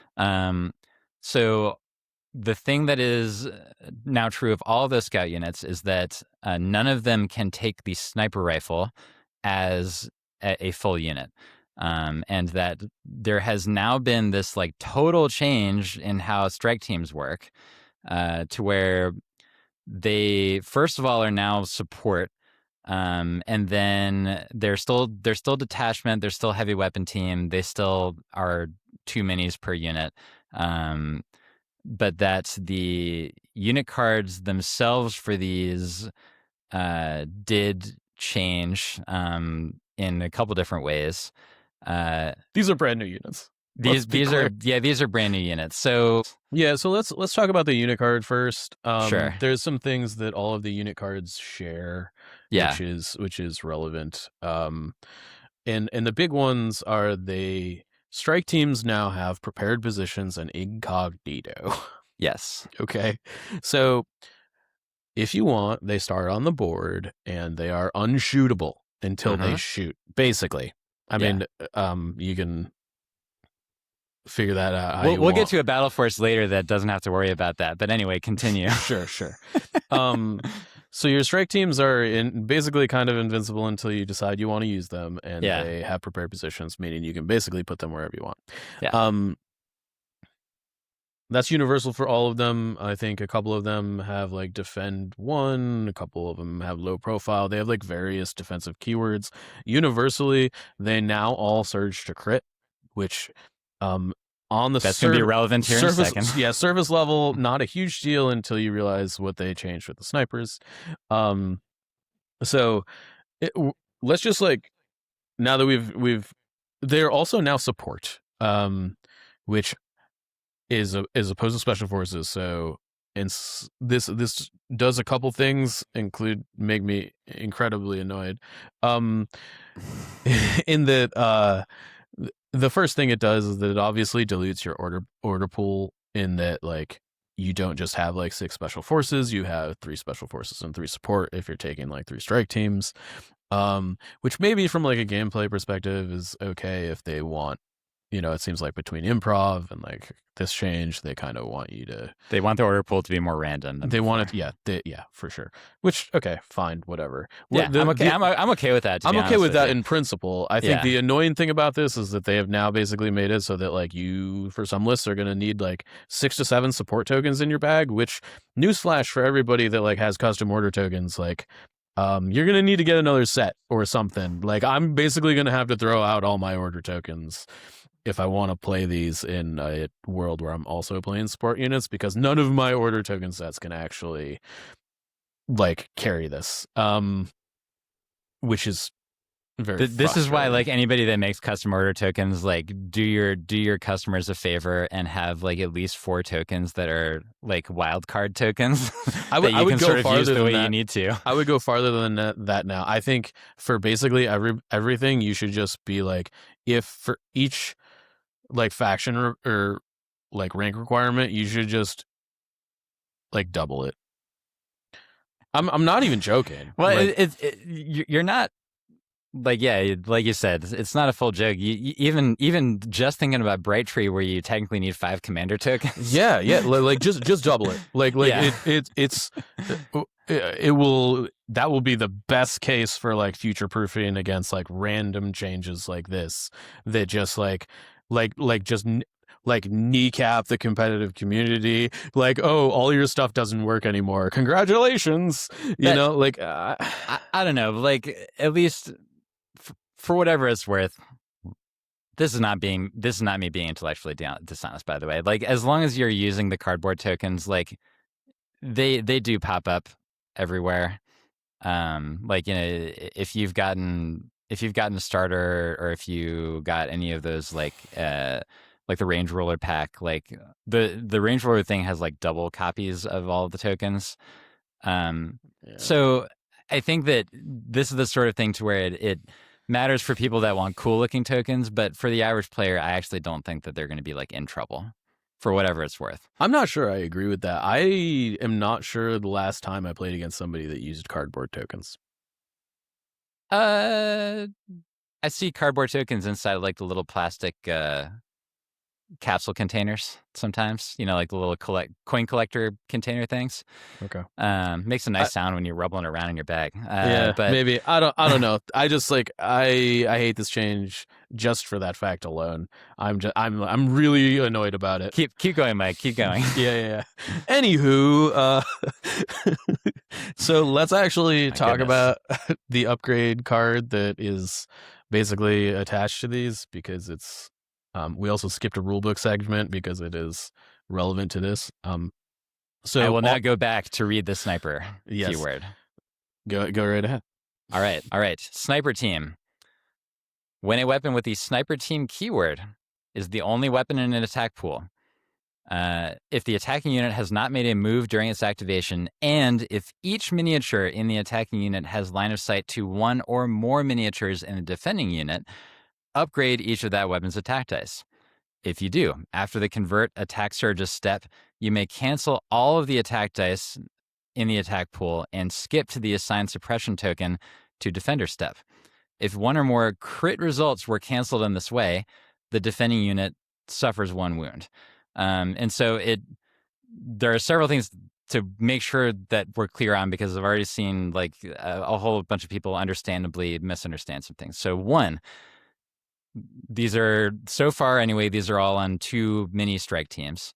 And so that means if you're going to do this, then not only do you have to have not moved in the activation prior to this, although you can do this and then move, right? Yes, it is like cumbersome in that you can fire the weapon. And right. So as long as you didn't move before doing this, that both of the minis do have to be able to see. So like a lot of players by instinct, especially if they're older players, will do the thing where they hide one mini behind the thing so that the whole thing can't be killed by like a tank or whatever. So if you're going to do this, you do need to expose both of your minis to a potential counterattack. And then it's worth pointing out that all these sniper weapons are now exactly the same. Which is sort of. It's the cards are exactly the same. Sort of. They have different costs printed on them, but yes. They have different costs. Yeah, okay, that's fair. But the attack profile for all of these is that they are range 2 to 5, with 2 white, 1 black, and that they all have high velocity, overwhelm, and sniper team. Yeah. So the sniper team is the keyword that we just went through. And then overwhelm is the spend a name to make it suppressive thing, right?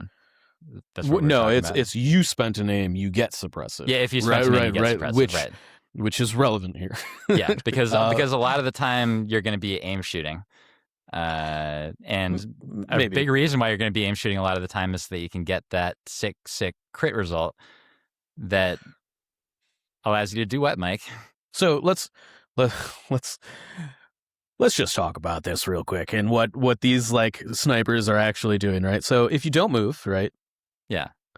These guns are 2 black and a red. Yeah. Better than every sniper in the game before now. Just baseline, like just better. They all surged a crit. Yes. Okay. So Imperial snipers did not surge a crit before. Rebel snipers in the olden times were black-white, arc snipers were red-black, but not surging, right? Well, they originally did have critical one back in the day. Sure. Yes.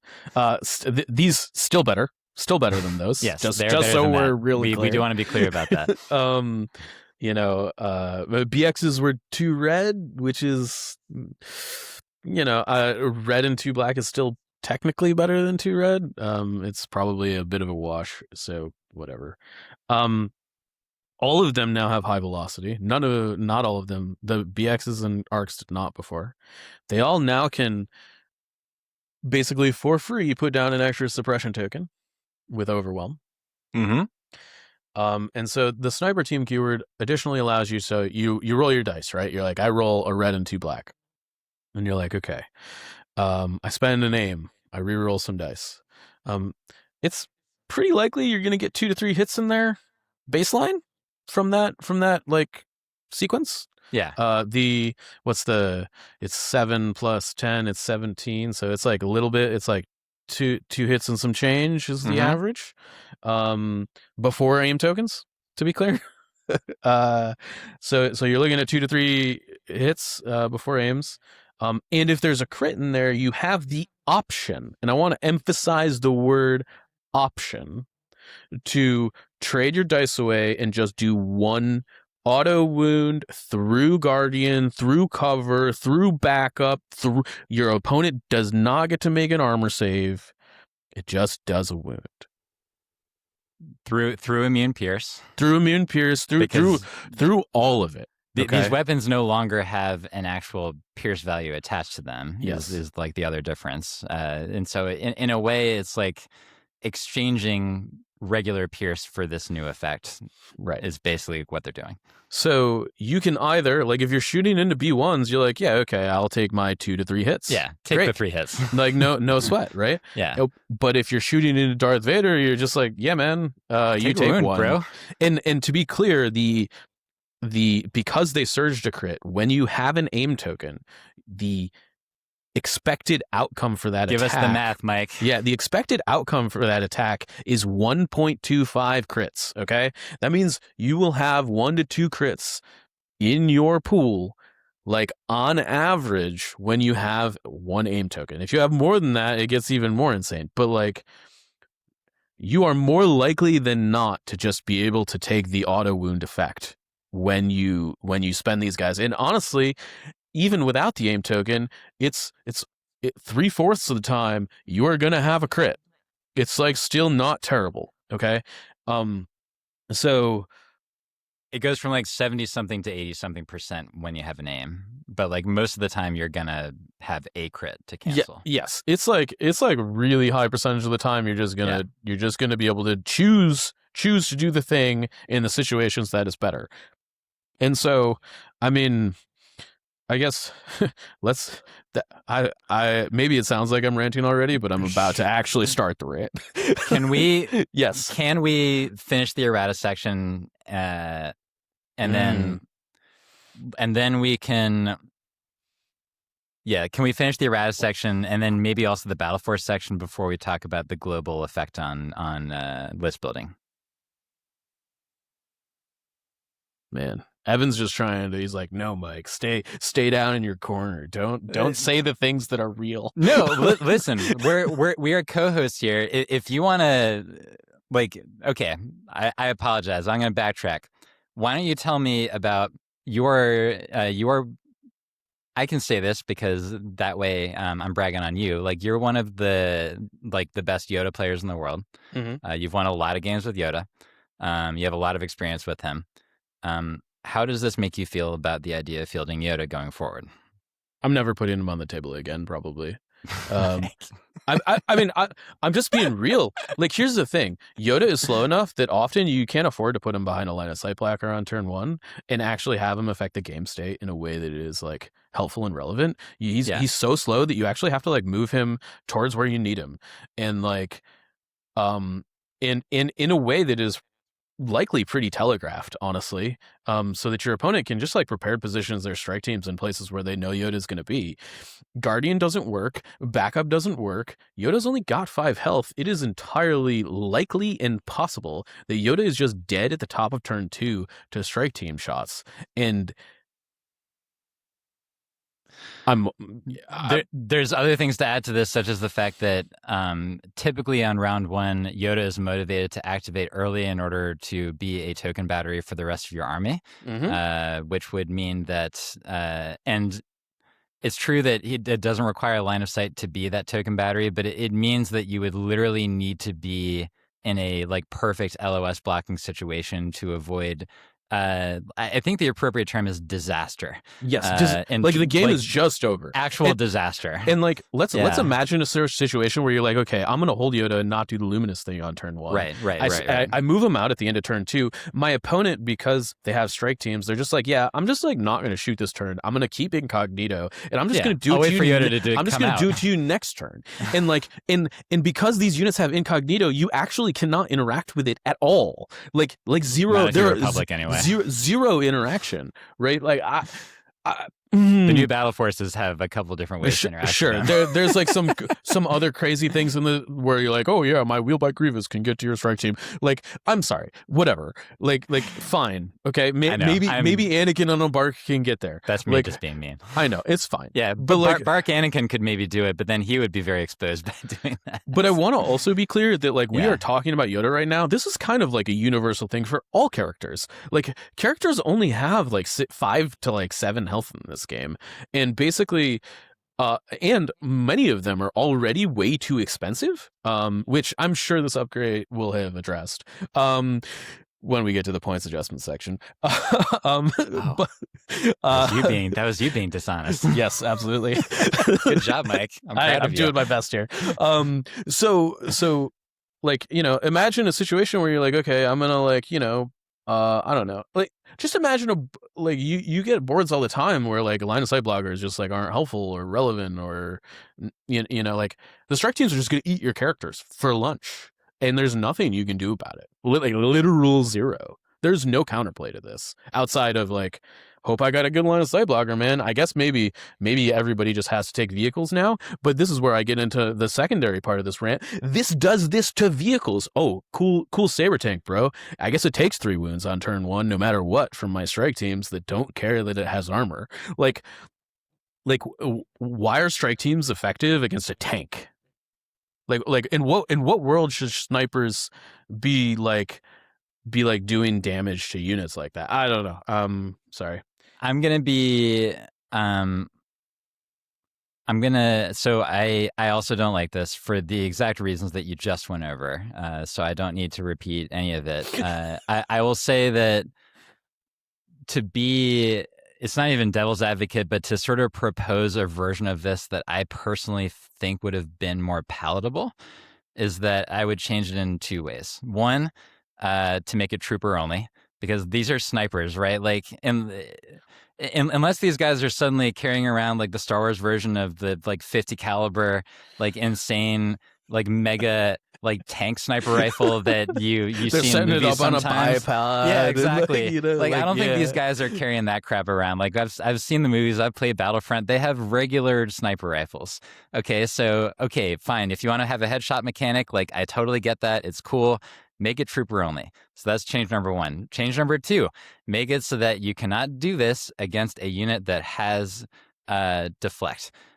Because like if you think about what the nature of a sniper shot is that I get the idea, I get the concept of being able to do this to like Han Solo or Jyn Erso or Cassian Andor, in terms of like they don't know that somebody is aiming a sniper rifle at them right now, but Jedi and Sith have this thing called the Force, where like this is basically the whole reason of why in the canon shooting at them is usually not the right way to go, because they have this thing that is telling them that they need to move their stupid head out of the way. And so like I don't get the idea that Darth Vader and Count Dooku and Mace Windu and Yoda like, I don't get the concept that they're going to be getting headshots by a friggin' Imperial Scout Trooper. Also, it doesn't make any sense. You want the best part about that is that Sure. this actually turns deflect off twice, because high velocity turns it off the first time, and then the auto wound thing would turn it off again. Like, there's actually multiple hoops you have to jump through to turn it off. Sure. But like, at least against the old version of snipers, is that it's true that it would turn deflect off so you wouldn't get the surge to block, but you still always had immune pierce, right? And so it's not to say that trying to snipe Yoda in the past was a useless endeavor. Sometimes it actually was the right thing to do. If they didn't have backup, would be the other caveat to that. But like, the way that sniper rifles used to interact with Jedi was a way that made sense to me, to where, okay, it's more likely than a regular blaster shot to hurt them, but it's still like not going to be, doing a mega headshot pierce through. Like, it really, it honestly just feels, it feels bad. There's other words you could use, but it feels bad that these guys that you're paying so many points for, and that, like in Yoda's case, that he only has 5 health and medics are expensive. It just feels bad that they're getting sniped by a bunch of dinguses that are out there at the edge of the battlefield. It's wild. I don't know. Like, it feels like backup was created specifically to like make for sure, this. I think make so. sure that this like shouldn't happen. Yeah. And like, so like you were talking about like what you would change to like do this. Like, I just don't understand. So a couple things. So these units hand out more suppression tokens than old snipers. Sure. They do more damage than old snipers. They Yes. do more damage through immune pierce than old snipers by a lot. More like damage to armor by 100 by 100 like doubled, right? Yeah. Like, yeah. 1 pierce 1 into like immune pierce units is just like you are doing twice as much damage to them. And we haven't really gotten to the points cost of these units. They also lowered them like 20, like the sniper strike teams, basically by like, 12 to like 20 points each. So they're way better than they used to be. Like if this unit and the old unit existed side by side and they were the same points cost, like this unit is way better, not close. And these are like 20 points cheaper. And for newer players, I want to be clear in stressing what Mike is saying here, is that it used to be almost an afterthought that you would have 3 strike teams in every single army that you build. Yeah. Up until like Clone Wars stuff came out.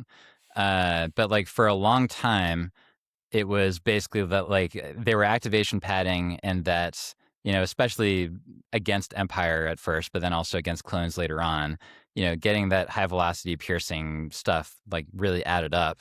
And then when the original Cassian came out, like I remember being a GAR player in Legacy Legion and dealing with like round 1 crack shot, and how much it hurt your soul when it was not fun. you only had an 800 point army, and you were like, okay, well, I'm just losing 4 clones right off the bat at the beginning of the game. I just lose a squad off the rip. It did not feel very good. And that's so like now this is sort of back. That's the worst case scenario for these snipers, is that they like eat half a squad on turn 1. Like the best case is they do like 9 damage to you, and they throw down 6 suppression tokens, and they might also be able to move out of the way because they have an exemplar aim or something, instead of having to take the aim action, and then they shoot you, and then they move behind a line of sight blocker, and oh crap, well, they have prepared positions so they can just shoot move. Yeah, dude. And they have incognito, so you literally can't interact with them before they do their thing. And it's just like, what just came off. Yeah, what are we doing here? Like, we've sorry, holding myself here, but like I don't know in what world this is okay. And there's a chance that these are not the best unit, or even in the best lists, but these are meta warping units. These are units that will make it so that you're like, okay, well, I guess like I just can't take really expensive characters unless I have a way to protect them.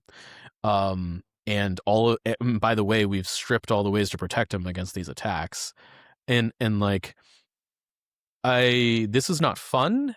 This is not cool. They literally could have just like taken 15 points off all the old strike teams, and that would have been way better than this change. I don't know what to say about this other than that. Like, it's just, this is, we are going to be sitting here a year from now basically talking about the repairs to the game that is going to have to be made to fix what this did. And I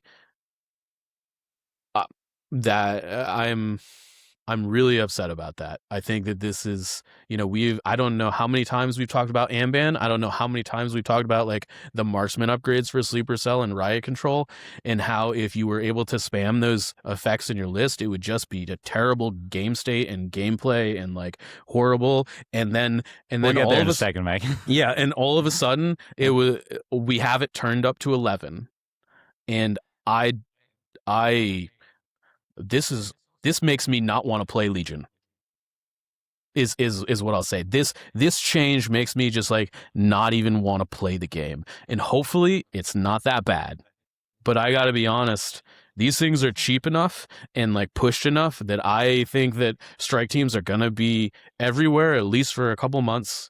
And man, I think it's gonna be real crappy for everybody to like open their Mando boxes and just all of a sudden be having their like 5 health Din Djarins and Boba Fett's and Bo-Katan's and Axe Woves just be like instantly deleted by strike teams across the board because they can just do 60% of their health for free every turn, and it's only like 140 points of your list. I'm like, I'm good, man. I don't need that in my game. Maybe that's the answer too, is that like, it could be that impervious or immune range pierce. Just make it backupable. Just make it backupable. Yeah, that would be enough. That's like literally all that needs to happen here. And yeah, like you could just say, if the unit is not getting back up, then blah blah blah blah blah. Like and whatever. Then, make it like if you want this to be a thing, which I think it shouldn't be, but clearly like we're way past that point. Like make it so that if you suppress the you got to at least suppress the unit that's getting suppress the backup first. guy, and then you can take a sniper shot at Yoda, maybe. Yeah, I don't know. So I will say that this isn't to the degree that it's like making me not want to play the game, but I will say that I'm very I'm apprehensive about what I'm apprehensive about two things, about the sort of like what the game in general is going to look like. We obviously don't know. We can't predict the future. But I'm also apprehensive about making lists that center on high cost characters. You want me to spend 220 points on a character with force push? Yeah, I mean, so like, I'll happily spend that points on Wheeled by Grievous, who is going to come out at the end of the round, and then he'll be on top of these guys' faces by the time like they would ever have been a problem. And then he kills all 3 of them in the same round. Yeah, that's the thing that could happen. But like it's the Jedi question, especially like both from a gameplay mechanics of like losing an expensive character, but then like me, I sort of I get into the flavor of it all, which is why the whole thermal detonators thing made me go on my own stupid rant about that. But it just feels so unflavorful for a Jedi Master to get sniped by a scout trooper. Even just like the gameplay, with no recompense. The gameplay of like, my Thrawn moves onto the board, and then just like, like I guess I guess my Thrawn's dead. Like heaven forbid they also have like a commando unit, or like something. They can reach out and like hit one of these characters before the snipers get involved and like bloody it up a little bit. Like you might just auto lose your character. Real quick, Mike. Yeah. In a Thrawn Tarkin list. Yeah. You could do an extra 2 sniper attacks on round 1. Could do an with extra. the Thrawn 2 pip and then pull the strings. The idea that something's going to be range 2 away from your sniper is pretty sus, but... Sorry, it's not the Thrawn thing, but you could pull the strings to get another one out. Yeah. And just in case you want to just like completely kill like a Mandalorian or something yeah, on turn 1. exactly. Like, you know, and you're still going to have all the aims to just like power up the surge to crit so that you like definitely are getting the effect you want. I don't know. I can't get behind this. I think this is a mistake. I think we're going to be sitting here a year from now repairing it. Hopefully we're repairing it in 2 months, but I don't think that's likely. I think we're going to have to, much like Wheelbite Grievous, I think we're going to have to wait 6 months for the broken thing to get fixed, bare minimum. We'll get there. I do, before we move on to the points part finally, it is worth pointing out that I actually think, like you were talking about the changes to the other unit cards. It's like, yeah, they all have prepared positions, they all have incognito, but aside from that, the defense keywords, like the only one that actually changes are ARC troopers because they got defend 1. The BX still don't have anything aside from impervious, and then the other 2 have low profile the way that they always did. I mean, to be clear, they have a new defensive keyword called incognito, which allows you to not interact with them at all. But I do want to state for the record that it means that in a situation where you have orders on all your strike teams, which seems a little bit sus, but that they do benefit extra for 2 reasons. That one, they have the dodge from prepare positions that they can share, and then if they get an order, they would have an extra dodge they can share. And so it does, like, it is a little bit of a boost of the arcs in comparison to the other units as far as a strike team. I would much rather have tactical. Because they lose tactical. Yeah. Oh gosh. Yeah, that's fair. Yeah. Yeah. Nope. And full arcs are just like not good right now. Whereas like Rebel Commandos and like Scout Troopers and stuff, Rebel Commandos, obviously we haven't gotten to this, are now 42 points base, which are just like real fine at that points cost. And the Scout Troopers with the assault charge is actually just an insane unit. And it's only like 57 points. Let's get to points changes. Why not? Yeah. Rebel Alliance. Here's the first one. This one where I was like, oh, I guess they do see what I see. Bad Batch went up by 10. Hold your fire on that. We're going to talk more about that in a second. Sure. Rebel Commandos went down by 6. They're 42, as you just said. The Rebel Marksmen, if anybody remembers what that is the sleeper cell. Take an action to roll a die for a 1 in 4 chance at an auto wound. Like, it's worth saying that is a significantly less of a chance of an auto wound compared to these new snipers. It's literally down by 12. Just so we're clear, it's what? 0.25 versus 1.25 likelihood of happening. Yeah, exactly. So, yeah.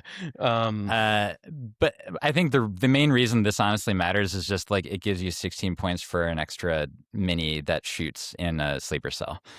Yeah, I'm not actually convinced. Is that a great choice to make? Yeah, I don't know. Sleeper cell is not where this thing is going to happen. We'll get to that in a second. And then Wookiee Warriors, Freedom Fighters, which is the melee Wooks, they went down by 7. And then Wookiee Warriors, Kashyyyk Resistance, which is the shooty Wooks, they went down by 10. So that they're both 62. It does take away the very silly situation to where the shooting Wooks cost more despite being a worse unit than the melee Wooks were. So that's cool. I think in terms of Wookiees, they have said, I'm just going to get it all the way now, Mike, because I really don't want to talk about it. Actually, no. We're going to talk about it more in a second. Moving on. Sure. As Galactic Empire, Iden. No. The seeker droid. Yeah, there we go. Went down by 15. So that is not the same as Iden going down by 15. Like the way that you can think of this instead is that you can think of it as base Iden getting a free upgrade. She gets her flamethrower for free. Right. Type deal. Well, and she gets an extra health against range attacks. And she gets, additionally, she gets the equivalent of Mace Windu's entire command card pool for free. With a much better command, honestly, than Mace Windu's 1-pip also. Yeah, for sure. Given that it can shut down Super Fleet Cassian and just go like, haha, you do not activate this round, which is a pretty insane and mean thing to do. And if any listeners out there, the first time you do that, I do want a picture of the face down order token on the Cassian unit so that I can share in your joy. And then we should also mention that ISF went down by 8 and the T-21 went down by 4, which means that the combo of them went down by 12. The range troopers went down by 10. Ha ha ha. I feel like this is exactly what I predicted, which is pretty hilarious. It's just like an undo of the thing that happened exactly a year ago. And then the Stormtrooper Marksman went down by 19. This is the Riot Control Squad extra guy that has the same effects that the Sleeper Cell extra guy has, where again, action for a 1 out of 4 chance on an auto wound. 19's a lot, and so base unit's 55 with just the Marksman. Yeah. What do you think? Do you think this is going to be a thing that happens, Mike? Like, actually? I think somebody's going to try this 6 Riot Control with Marksman plus 3 strike teams with snipers to just like delete characters round 1. Yeah, I think their name's going to be Mowgli. You also like that's only what 300. It's less than 500 points for 9 units. And I guess you have to take it's probably like 560, 580 with the baseline scouts. So it's like 580 for 12 activations plus 9 of them have the opportunity to do free wounds to anything that they can point their guns at. Yeah. Six of those are pretty bad at it, for what it's worth. So, like, you think of six trying it, then it means on average you're going to get like 1 to 2 results. Yes, but 1 to 2 results takes you from character not that dying turn Yoda. 1 to dying, and that's like if you don't get lucky. Yeah, for sure.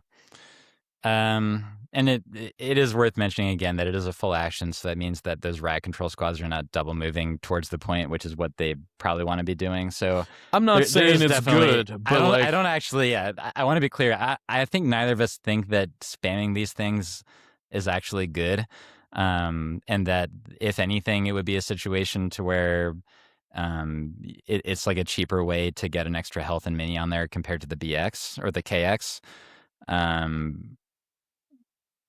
And yeah, I mean, I think that it's functionally an extra mini for the riot control squad unit. It is, but you know, in lists that are trying to do it, like it does take it from like the average result of you trying to do this thing goes from almost certainly not killing a character on turn 1 to killing a character on turn 1 is like it's like a pretty big differential in outcome. Yeah.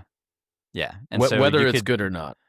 You could say that like most lists are probably going to be double moving like normal, but then in certain situations you might just like go for it to shoot at the character. Yep. And you would have that flexibility. So yeah, maybe it's not so bad. Yeah. What do you think about the Iden ISF thing? Like nobody's gonna. I strongly think that people are likely still not gonna take Iden. Particularly, I think with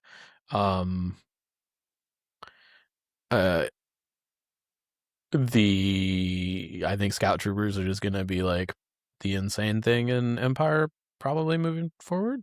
Probably.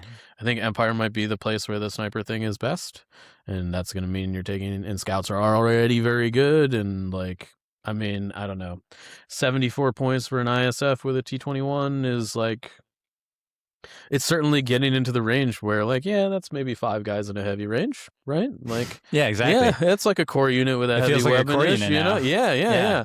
Maybe reliable one. Interesting that we're here now, huh? It's almost like we should be doing that. Yeah. Anyways, so, yeah. Worth mentioning that it's first of all worth mentioning that Inferno Squad is still 98, which I think is hilarious. That I don't know. I feel like Inferno Squad is sort of an afterthought at this point. I don't know. Yeah. Iden and 3 regular ISS with T-21s so like those 4 units together is 337. Yeah. And that's like at the point to where you're not defining your list by it, but it's just like a part of a bigger list. And so that actually sounds palatable to me personally. I'm having a really hard time seeing Iden competing with the Thrawns, Tarkins, and I of the agree world with you. I at agree with her you. price point. I don't believe in it. I think I basically think that for the players that want to chase theme with her is that I think that they have significantly better options to do that now than they did before, and that it won't feel as memey as it did before, and I think that's a good thing. Like forever the optimist. Yeah, there you go. And no, I'm not being intellectually dishonest there. I've been saving a little bit of mine for later. The range troopers. So what are they with the heavy now? So the base is 60. Those heavies Probably are like 22. 90, somewhere between like 80 and 90. So with the DLT, which is I think usually the one of choice, is 85. Yeah. So that's, I mean, like free aims are nice, but it's still only 6 dice in that pool. Yeah. I don't know. I mean, like maybe like a one of as a pull the strings target or something. Yeah. You know, I don't know. It's like what if ARF troopers were actually okay? Is how range troopers feel now. I'm still sad about ARF troopers. Okay, so well, I'm sure they got fixed, right?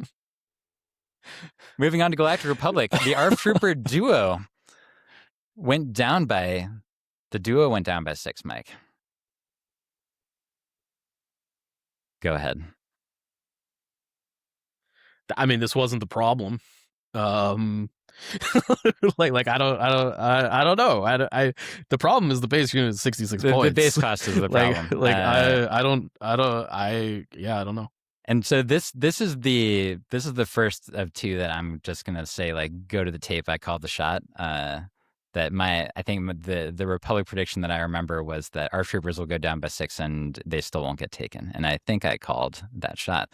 I'm gonna skip one of these strategically for now. The Saber tank went down by 10. And like we already talked about the wiki changes, so we can just skip that. The Saber tank went down by 10, so Isaiah will be happy, so that's cool. 212 will certainly be happy. I'll mention again that the hardest part about 212 is the fact that I really like that new Cody upgrade, but right now you would have to use regular Obi-Wan Kenobi in order to be able to use Cody upgrade, and so that frustrates me about the state of 212. But if Bark Obi-Wan is legal in 212, and if he's good, then maybe you'd have a thing there. But I don't know. Do you like, so Triple Saber goes down by 30 points? Like, do you think that puts it on the map more? Maybe. I don't think it like foundationally changes much about the list. I mean, like, it is worth noting that like you kind of get to like put Cody in your list kind of for free with that points cost if Sure. you didn't have to do the Kenobi thing. If you did need another commander. Yeah.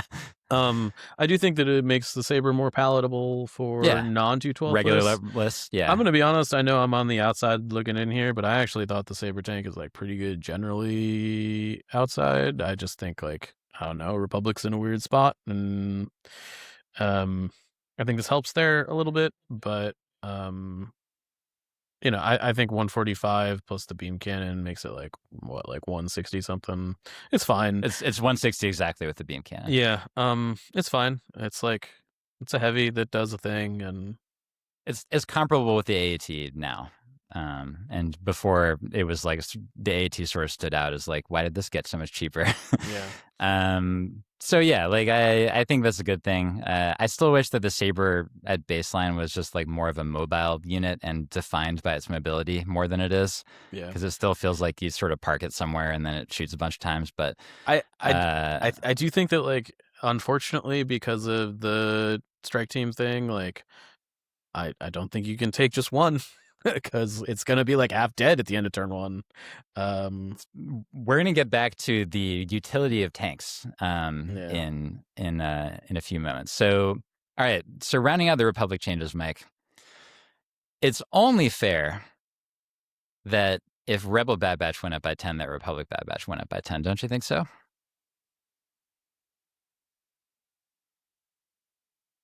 Number 5. So first of all, Sorry. It's only I- fair, Mike. I just like I I am having a really hard time understanding the world where we got a bunch of points changes and the only things that went up were like things that go in Republic. like And Rebel. Sure, but I mean, like, you know, and then like, yeah, Man, 170. I didn't think that this unit was good enough to take a 160. To be frank, I know that I am like maybe in the minority on that, and there are people that have taken it at 160. But I think that it is like, as far as like high level competitive stuff goes, like I think it's fine at 160. Like I don't think it was game breaking or game warping or like stupid good at that price point. I just like if you wanted me to take it in every Republic list, like make it 150 or less. At 160 it was like, okay, this is an option. Right, like, Yeah, and that's fine. And at 170, I'm like, okay, well, I guess I have another character I can't play. Sweet, like yeah, I don't know, man. I will say that like, three sniper shots will take Wrecker out, and that feels rough. So here's although are we just gonna be like making like judging equivalencies on cast now by like what is how many the efficacy of to... this unit after it takes 3 to the dome on turn 1? Is that our new bar? Is that what we're gonna do for the next year? Oh boy. So anyway, down to the separatists. I do think that it's funny that the separatist, like, this document tracks all of the point changes across I think starting from April of last year, I believe. Yeah. So it doesn't account for some of the earlier ones. But that I do think it's funny that the separatist section is actually the smallest out of any of these. But unlike Republic, Separatists actually did have a character that went down in cost, which is Maul, the Impatient Apprentice, who went down from 130 to 115, so down by 15. I think it is fair to say that of all the characters in Separatists that might have been able to use a points decrease, that Maul probably was the one. Yeah, I'm glad you guys have 15 to choose from now. You got oh yeah, I guess I am one of those people now. Yeah. So now you can choose between Maul and Asajj, and that feels like a legit choice to make to me. I'm happy for you. Genuinely. Anyway, moving on. We're gonna go down to Mercenaries, where Maul, a rival, went down by 20. The Darksaber, as a reminder, was already made to be free to sort of make this character cheaper, and now they really made the character cheaper. And on top of that, the Pike Capo, which was definitely too expensive at 48 points for the stuff that he basically doesn't achieve aside from helping your pikes not panic. He went down by 6 to 42, so that's cool. And then the one that was sort of weird to me, Mike, was that Wicket went down by 6. I get that Wicket wasn't splashed a ton in Rebels, but that was for command card related reasons more than anything, in my opinion, because he's a commander. I like it. It doesn't fully undo like the Slinger points increase that Bright Tree took, but it undoes it by like a third. So I don't know. That one was weird. Why did Wicket go down in cost? Oh no, it's bizarre. It's yeah. Now we're going to go to the portion. Oh yeah. Anything else you want to say about Maul, a rival? Like, do you think that in this pre-Mando changes world that like for the next 2 months that Shadow Collective is going to be more of a consideration than it was before? Definitely more of a consideration. I'm happy for the Maul players of the world. Do I think this fixes Maul as a unit? I don't know. It makes him cheaper, I guess. Like, I think that he had some other like you know, I don't know. He starts at 5 wounds in a world where he's going to lose half of them on turn 1, so that's cool. Well, at least, I mean, hey, like, at least that creates a situation to where doing a turn 2 witch magic is something that might actually make sense sometimes. I mean, you might always have to do it. Who knows? Yeah. Oh boy. So now I would like to, before we cover the universal upgrades, which is the last part, but I would like to briefly take a foray into, let's talk about some of the characters that did not get decreased in cost. So this is the second called shot. Okay. That there were 4 character decreases. 2 of them were named Maul, and then Wicket for some reason, and then Iden sort of. So I guess like 3.5. Like there's a lot of characters right now that do not see play. There's a lot of characters that are going to see less play with the whole sniper thing. Yeah, I think baseline. Yeah, every character in the game got nerfed yesterday. From like a what is their points value worth on the table? Not Lando. Why did my camera just zoom in right there? Oh, this Sure, is just a stupid gesture. Yeah, sorry. Sure. Lando has incognito. Hang on, Mike. I gotta fix this. No, I think you should leave it as is, and we should. Yeah. All right, cool. I'm gonna leave it as is as I fix it. Anyway, yes, talk about fine. Lando. So he technically is immune to the sniper BS. Sure. Yes, that is, I guess, true. Claps for Lando. Okay. But the I fixed my camera. The comparative worth of every character you put on the table in a world where strike teams are a thing is just like they are less good than they were 2 days ago. And most of them were not seeing a ton of table time as it was. Is it fair to say that Obi-Wan has been moved from being 6 foot under to 12 feet underground? He's like, just as an example, he's like cremated at this point. Like, like I don't know. We're not talking about Anakin. Yeah. So Obi-Wan is a pile of robes on the floor of the Death Star. I'm having a really hard time, like, just understanding what the methodology here is. From like, I don't know. I think all of us were expecting. I think the character changes that we did get are like kind of weird and like not ones that we would have like. If you would have asked me like, what characters are definitely getting hit in this update, I would have said like, well, definitely Fifth Brother and Seventh Sister and like, oh yeah, like we got through another one where they didn't get touched, didn't we? That's just like wild, right? Cad Bane. Like Cad Bane, all the bounty hunters. I will say, they mentioned on the stream that they were still looking at them, but I gotta be honest, like, I gotta. These are like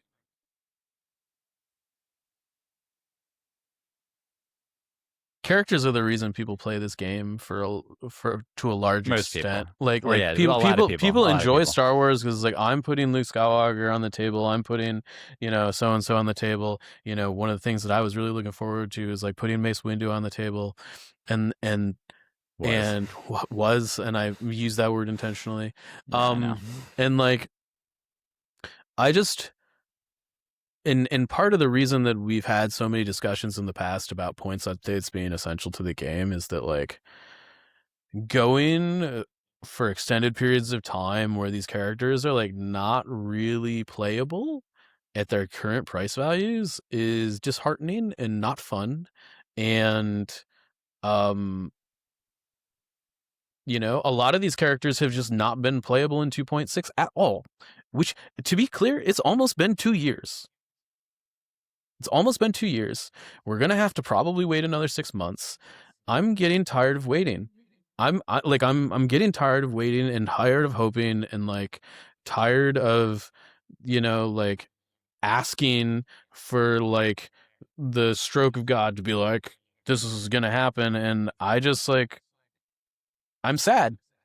I'm actually quite frustrated and sad and disappointed that this is like we've gone another points update and like this hasn't happened, and it's so apparently obvious that this needs to happen to like a lot of characters, and I don't understand why it's not.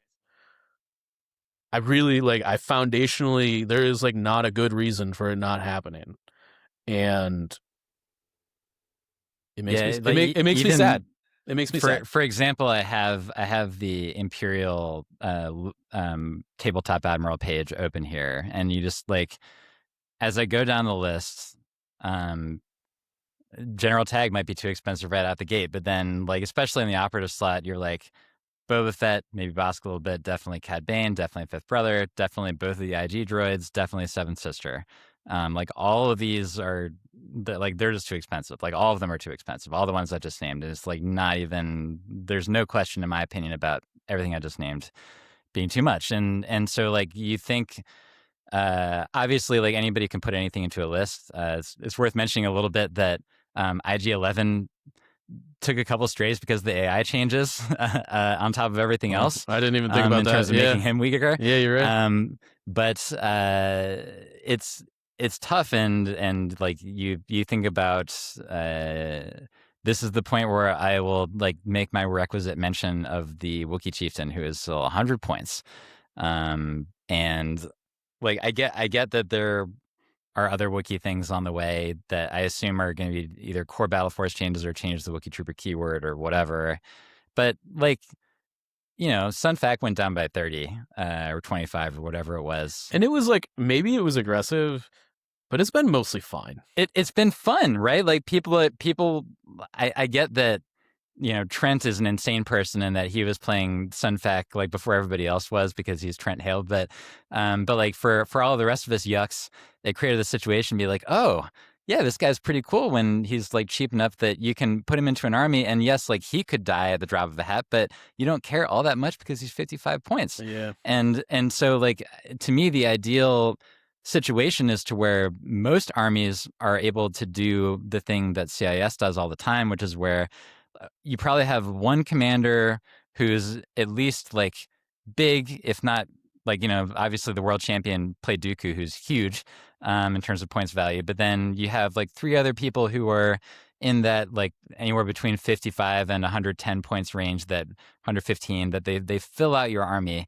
But that when they die, it's not the end of the world. I literally, as a last hurrah before this points update happened, I was like, you know what, I'm going to play CIS this week. I was like, you know what I'm going to do? I'm going to play like 5B1s, a Geo Squad, 3 Droidecas, and then I'm just going to play Dooku, Grievous, Asajj, and Sun Fac all in the same why list. not? And it's like, and you know what? It wasn't great, but you know what? It was fun. It was pretty fun. And it didn't feel like I was like kneecapping myself to do it. And meanwhile, good luck doing that in Republic, bro. or any, I mean, like Rebels can kind of do it. Empire is like sort of able to do it with some units and not others, right? Yeah. But like, I don't know, man. Like, I'm just, I feel exhausted about having to talk about this every time. Is how I feel. I feel exhausted. Yeah, I feel you. I feel you. And you know, like Mace Windu, we already know about his situation. It makes me worried about the rest of the Jedi that are coming out in that pack. In terms of like the fact that, I mean, do you want me to be honest right now? Do you want me to be actually honest? It's the only thing I want from you, Mike. Literally. I shelved my Republic units yesterday. I literally put them all back in boxes before the points update. I got all my unpainted Republic out. I was like, okay, I'm going to put them on the table, and like the points adjustment will like figure out like who gets painted and who doesn't. I saw the points adjustment. I saw all the changes. I literally took them. I put them back on the shelf. And I was like, all right, well, I guess that's it. And time to keep painting Empire. I guess I don't know. Like that feeling makes me just like, yeah. And that's tough. Like, you know, you are you play other stuff for a mix of the content and for variety, but like you are a Republic player for sure. And like you've always been into this stuff, and yeah, it's tough. So yeah, we haven't even gotten into like the fact that there was I don't no changes to like squad leaders or heavy weapons. I think that I'm gonna stop my intellectual dishonesty when I was sprinkling it in there, just because I don't want to pile on. let's get the hard part out of the way for the universal upgrades as we move Yeah, on to yeah, that. yeah. Saber throw went up by 5 to 10. Sorry. So General Grievous didn't get nerfed, but you know what's gonna happen here is one of the only ways to combat him is gonna be more expensive moving forward. Sorry, players. I guess I don't. Vader and Dosage cared the most because saber throws were basically sort of auto includes on those, but like Yoda was taking it fairly often. Yeah. Jedi Luke would take it sometimes. If you were gonna I think, oh yeah, like the stupid high velocity customizable double saber thing went up by 5 points. If you were to ask me beforehand, like, do you think any force upgrade in the game is possibly going up in points? I would have told you no, absolutely not. Like, that's insane. Like it made sense when burst went up at the very beginning of 2.6, but aside from that, like yeah, like I don't know. Yeah. It should if it was paired with like force reflexes and Jedi guidance becoming like free, then maybe it would have been more palatable. Yeah, I don't know.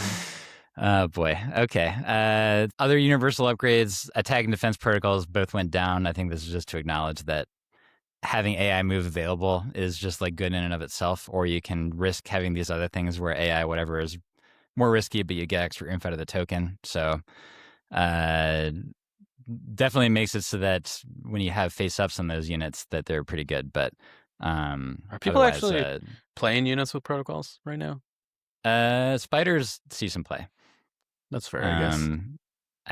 I think crabs will probably continue to not see a ton of play. But ion spiders and flamer spiders, like they see the table.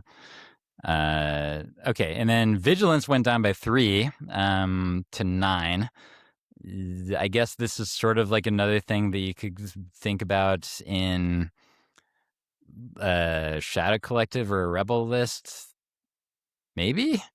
I mean, like, I don't know what point having sort of the Rebel permadodge on your troopers like really becomes truly worth it. I don't know. But it's fine. 12 is obviously too much because it basically exactly. removed it from the game. It did, yeah. More of a consideration now. I'm not sure that 9 points is enough to change that, but I guess we'll see. Yep. So yeah, that does it for the errata to upgrade cards. And then I guess like, or sorry, I'm gonna say it again. That does it for the points changes. And yet there's more, Mike. There was also one card, there are 2 card errata that actually matter. There are a couple that were clarifications, but one is insatiable curiosity. Mike, you were worried about Republic, but good news. The Ewoks aren't going to be able to make the customizable Jedi completely worthless in battle anymore. Because they took the armaments upgrade out of the insatiable curiosity thing. So they can't do any of that anymore. Nice. We've gone from worthless in battle to worthless. Excellent. Well done. Yeah, so I think that's that. Then the other change that it's sort of weird that like this one is kind of hidden away in the card errata, but that the actual unit card didn't change, but that for the steps, their AI move, which made it the AI thing literally never matter, in my opinion anyway, is now changed to AI dodge, which is to say that when a stab triggers AI, it's basically going to do a thing that you almost never want it to do because you would get the dodge for free by moving anyway. So it's like an actual sort of loss of function. It's actually, it's worse than that. Because AI has to come first, it also means that your compulsory move has to be the last. You can't double move. It means that your compulsory move has to be last. Yes, because your compulsory move can't be in the middle, right? Well, right, but you could move, dodge, shoot. No, because AI is the first thing that happens. Oh, that happens before compulsory? I mean, compulsory can be. I thought compulsory in AI would like have the same trigger, and so the player would get to choose. I don't think so. Okay. Well, we can get corrected on the YouTubes for tell us who's right, but especially tell me if I'm right. I mean, I'm not like 100p on that, but I'm it's like all good. pretty close to sure. Yeah, like what is it? It makes the stats worse. Not by a ton, because usually if you're playing stats right, they should have a face-up order, but it is what it is. Yep. And also, if one stap is dead, then like the other stap's going to be dead soon anyway. So it'll matter on occasion is basically what I would say. And you know what? You're going to be at the new like AI durability range immediately when one of your staps is immediately deleted by a strike team on turn 1. We're going to get to that, Michael. Don't worry.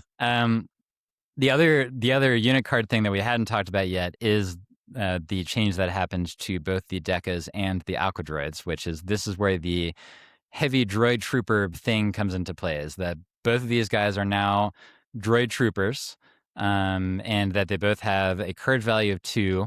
The Aqua already had a melee weapon. The Deca's melee weapon was now made, the Deca's only weapon was now made to be melee to 3, so that they do have a melee weapon.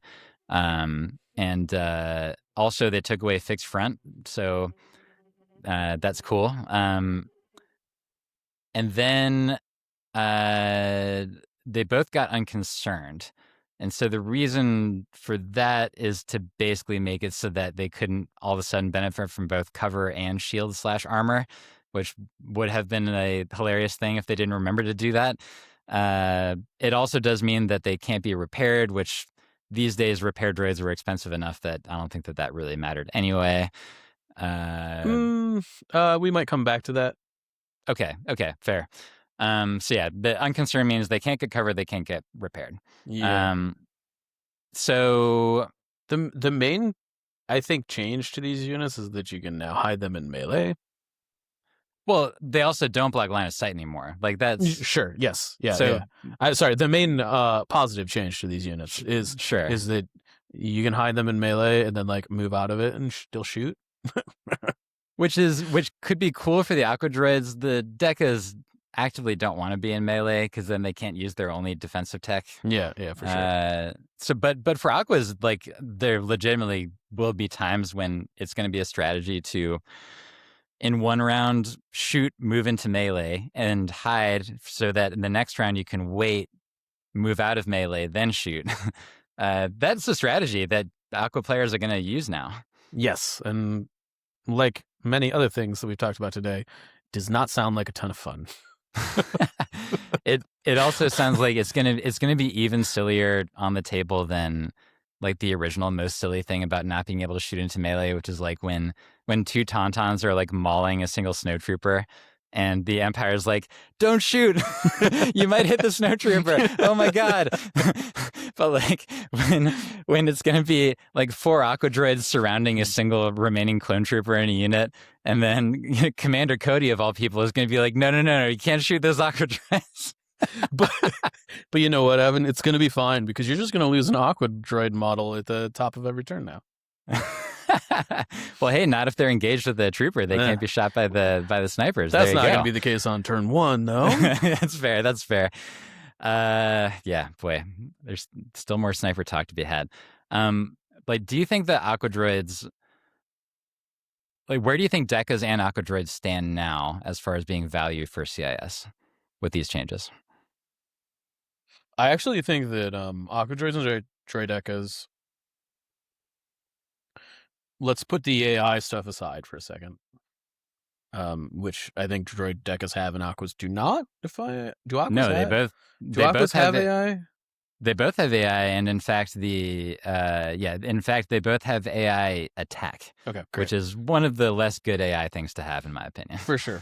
Yeah, I just have never actually seen a trigger on an Aqua Droid, so That said, for the Aqua Droids, it's only going to trigger when it's the leader and the heavy left, and so by then you're in it. So I don't know.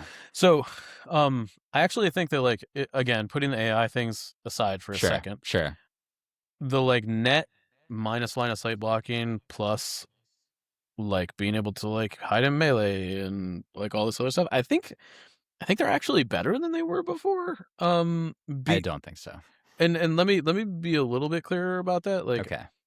in most of my Separatist games against Separatists, like they often were not being used as line of sight blockers, anyways.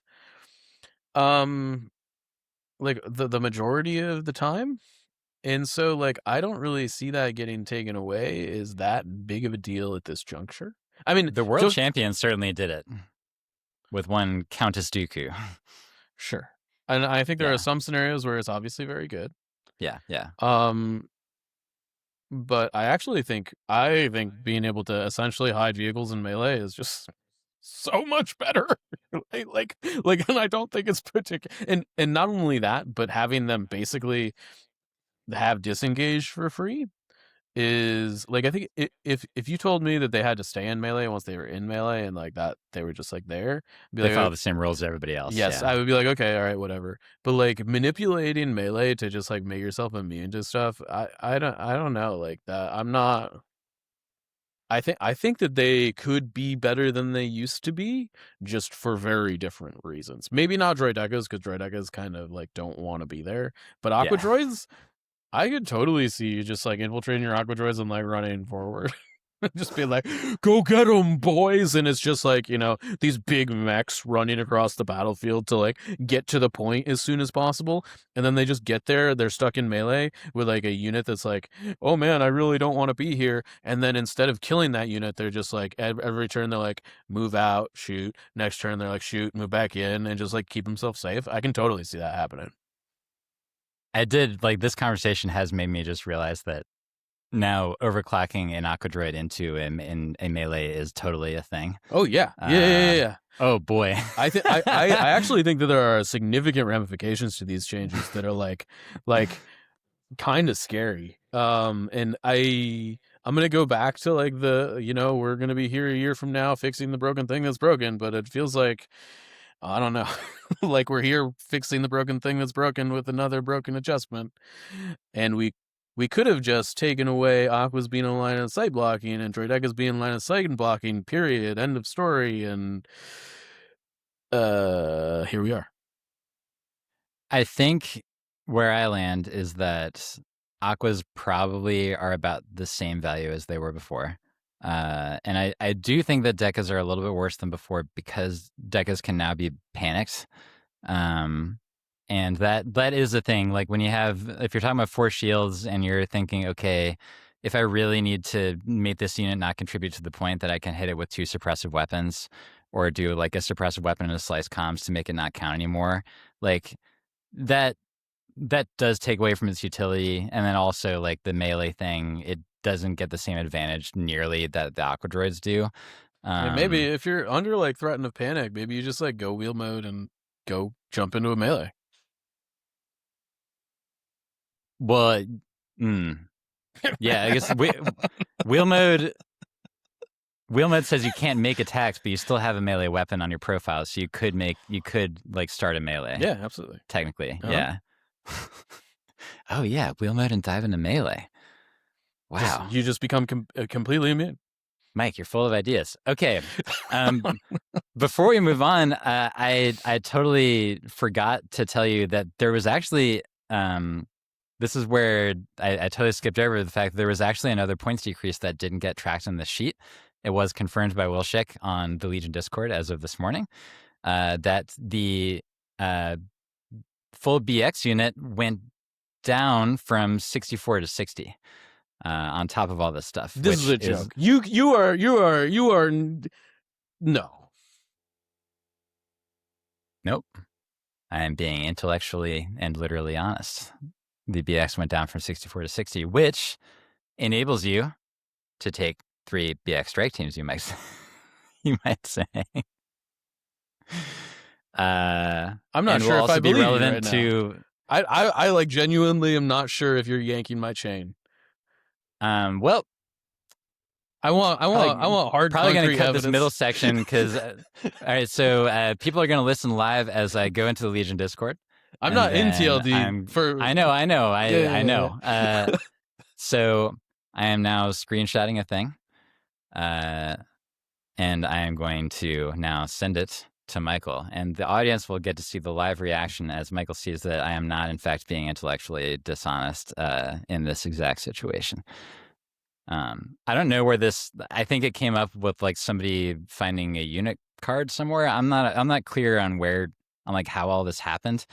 Maybe it was like in the website description or whatever, and then it wasn't on the PDF thing. But yes, they're going from 64 to 60. Mike, your thoughts? We're gonna move on because I have nothing but things All right, that we're I'm gonna not move allowed on. to say on cast. Let's talk about battle forces. Yeah. We got 2 new battle forces, and Mike, have you spent some time looking at both of these documents? Yeah, it is non-zero. I'm not gonna pretend to be like a new Battle Force savant, but I think I've read enough to All right. to understand what's going on. Could I ask you to tell me about the Hondo battle force, because I literally have not time to look at this thing. Yeah, so the Hondo Battle Force is essentially just an excuse to be able to like play Hondo with Weequay? play a Hondo Weequay army. Yeah, exactly. It has like a weird, potentially cool special rule where I think they all get like eyes on the prize, relentless. Yeah, every trooper unit gets eyes on the prize, relentless. Yeah, which I don't know. So the Weequays already have charge. So but yeah, it means that they can now charge and also do their versatile attack on the same movement. it does. Which is interesting, I guess. Like it's a good effect. Yeah. I'm not convinced the Battle Force is going to be like super game breaking just because of the units that are in it. But I think it's probably a fun thing you can do. You can take 4 Wheelo tanks, which is a lot. Hondo can be transported in a transport alongside a like a normal Weequay squad. And additionally, unlike every other unit that's transported in the game, Hondo just like gets out of it during his activation as opposed to being dropped off.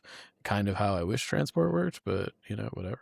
And then weirdly, he can like do a sort of a climb as he emerges, which is I how many times is this going to matter? But from a flavor perspective, I think that that's actually like a really cool way to use the rules to add a tiny bit of flavor to it, is that he can basically walk directly onto the top of a building from the Wheelo tank. Yeah, I think it's cool. There's outside of those like 2 things, eyes on the prize and like the transport thing, and Hondo being like he's not actually your commander. He's still an operative. You just like get to use his courage. It's kind of like he has inspiring presence. He does also gain a command slot as a part of the battle force. He does. Yeah. So you can take the nerfed improv. If you want to, I guess. Congratulations. Keep going, Mike. You've unlocked nerfed improv in your list. Woo! Yeah, it's fine. I mean, there are literally only 4 units you can take in this battle force. It's Hondo, Weequay Pirates, Swoop Bike Riders, and Wheelo tanks. Which is to say that it's like pretty narrow and on rails for what your list is going to be. I think it's going to be those 4 things. Yeah, and then you're definitely gonna have the raiding party leader as one of the dudes on the tanks, so that you would have up to 7 demoralized 1 vehicle units, which is not nothing. On top of all the other shenanigans that you're gonna do, like this. Is this the closest thing to like an orc army in Legion so far? I mean, that's basically what these guys do, right? Is that they like pile into transports, they pile out, they die easily, but you have a lot of them, and then they just like press W and go directly towards your opponent. Yeah, I guess. And I guess, I guess if you have super squads jumping out of Wheelo tanks and they just like run up to the point and have relentless. Yeah. I guess it's, again, this goes back to like, when does eyes on the prize check? Do you have to start your action while in the bubble? I think rules as written, we can assume is the way we thought before. So if you end your movement on the point, then all of a sudden you'd have relentless. Yeah, which seems it could be good, I guess. I'm gonna have to do some measuring on how far you can get a weak way on turn 1. I've already done some measuring about a different battle force we're going to talk about. Don't worry. Yeah. But yeah, I haven't looked to see what is the Wheelo plus weak way movement situation. The see, like, how far Wheelo's on a Gav base, right?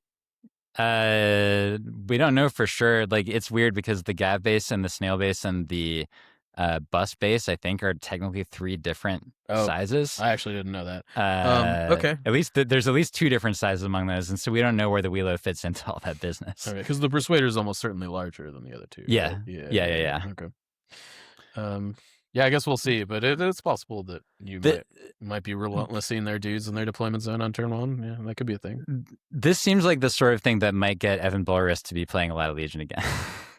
I mean, I bet you Evan took one look at this and his like, pre-orders oh my are God. already in, you know? Like,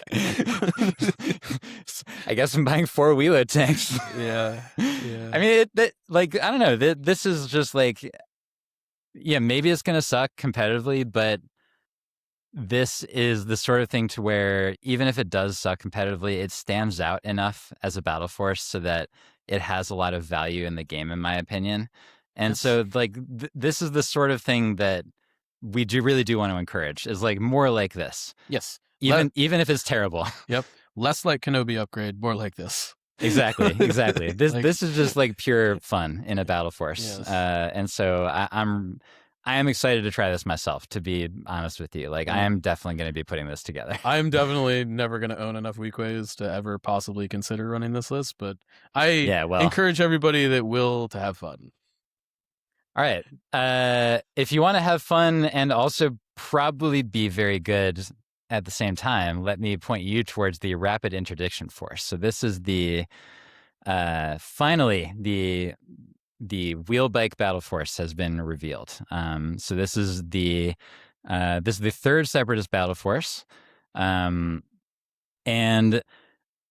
there is a lot of text to describe something that actually only matters for 2 different game effects. So I'm going to describe the game effect first, and then tell you all the ways that you can get this game effect. So the effect is that if you have a heavy droid trooper unit, which is only Decas for right now in this battle force, or a vehicle, that if you have an advantage token on your unit card, then you get to do one of 2 things when you start your activation.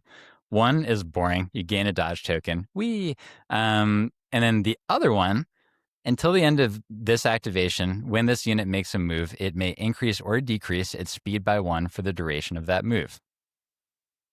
So, is this burst of speed? It's better than burst of speed.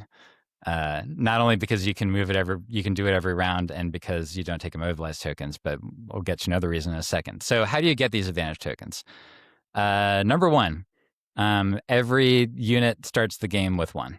So that's an easy one. And then number 2, if you make 3 moves during your activation and you don't have an advantage token, then you get 1. So you can only ever have a 1 in your card. I do want to stipulate that. Can we stop here for a second? Because Sure. I am a little confused as to why the heavy droid trooper text is even right here, because I don't think it's possible for a droideka to move 3 times in its activation. It is not. That might be future proofing. Okay. I just wanted to clarify that I wasn't missing something about you're the battle force, that. because Yeah, you're right about that. Like, the Deca does not have a way to triple move during its activation. And so, like, it will have to, like, the Deca will start the game with 1 because everybody starts the game with 1, but then the Deca will have to get it this other way. So during the resolve command card effect stage, basically, if you played a command card with fewer pips, then you get to pick 3 heavy droid trooper or vehicle units, and if they don't have an advantage token, you can give them 1. And then if you tie in terms of pips, then you get to pick 1 unit. Whereas if you have more pips than your opponent, you don't get to pick any. So it's this weird mechanic to where, like, throughout the game, you're going to be sometimes getting extra recharges and sometimes not. But worth noting that there's sort of tiers in terms of, like, how really easy it is to get more advantage tokens. And so like at the top tier, you have the wheel bikes because they're triple moving and overrunning. And then a little bit below that, you have staps. And then below that, you basically have everything else. So those are the special rules. Sorry, that's most of the special rules. Then the other one is that BX series commando droid units, they count as core units for the purposes of army building and battle cards, and that they gain infiltrate, which normally does sound super awesome, but when you have baseline Scout 3, like how much better is infiltrate actually than that? The answer is it's about an inch. Okay, there you go. So, so it's about an inch on most normal deployments. On something like contact, it's like way better. Oh, you're right. That's a good point. There's like contact, and there's some other ones too. But on all of the ones that we've been playing with, it's the ones pretty that much hug the edge of the map. Yeah, it's pretty much an matters. extra inch. Yeah, that's a good point about contact. I didn't think about that. And then in terms of the units that are allowed in here, the preloaded Admiral Trench in here, so he'll be allowed whenever he comes out. Wheeled by Grievous, obviously. And then I remember making a joke about this, Mike, is that the Wheeled by Battle Force is going to come out and that for some reason they're going to allow the generic super tax to be in there. And lo and behold, Michael, the generic super tactical droid for both the commander and the auxiliary, which is the operative, are allowed here with no limitations on those. Going to the core, we have the BXs, as we previously mentioned. Worth noting that the BX strike team is not a listed allowed unit in the support slot, so you are not going to be taking snipers in this battle force. Says something, Mike. It's okay. This one's going to eat them alive. We're going to get to that. And then the other core choice, Geonosian Warriors, parentheses, Geonosian Engineers. Huh? What's that? Well, Michael, that is a brand new special issue unit type for this. They are they're Geonosians that cost 10 points more, so that part hurts. They're 55 instead of 45. And then their dice pool is much less impressive. They do surge to hit, but they also are only one black die instead of black-white, so that is significantly worse. I know, Mike. I know everybody's crying a river. And then they have Repair 1, Capacity 1 as a free action, and all of their other keywords are the same. So it's and I'm going to finish going over the units before we talk about the whole thing. For special forces, you have the Timus, and that's it. Makes sense. Support, it's all the supports that you are allowed to do except for a strike team. So that's Decas, Spider Droids, Crab Droids, Stap Riders. The AAT is allowed as the only heavy. The Aqua Droid is not, which does at least make sense thematically, in my opinion.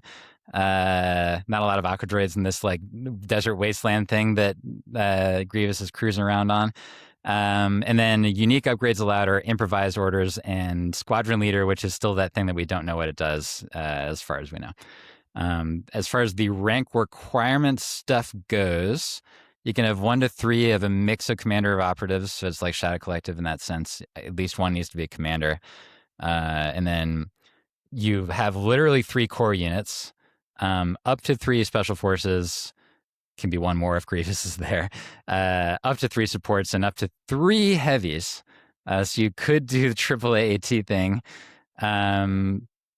So that is what this battle force is. Mike, what are your thoughts?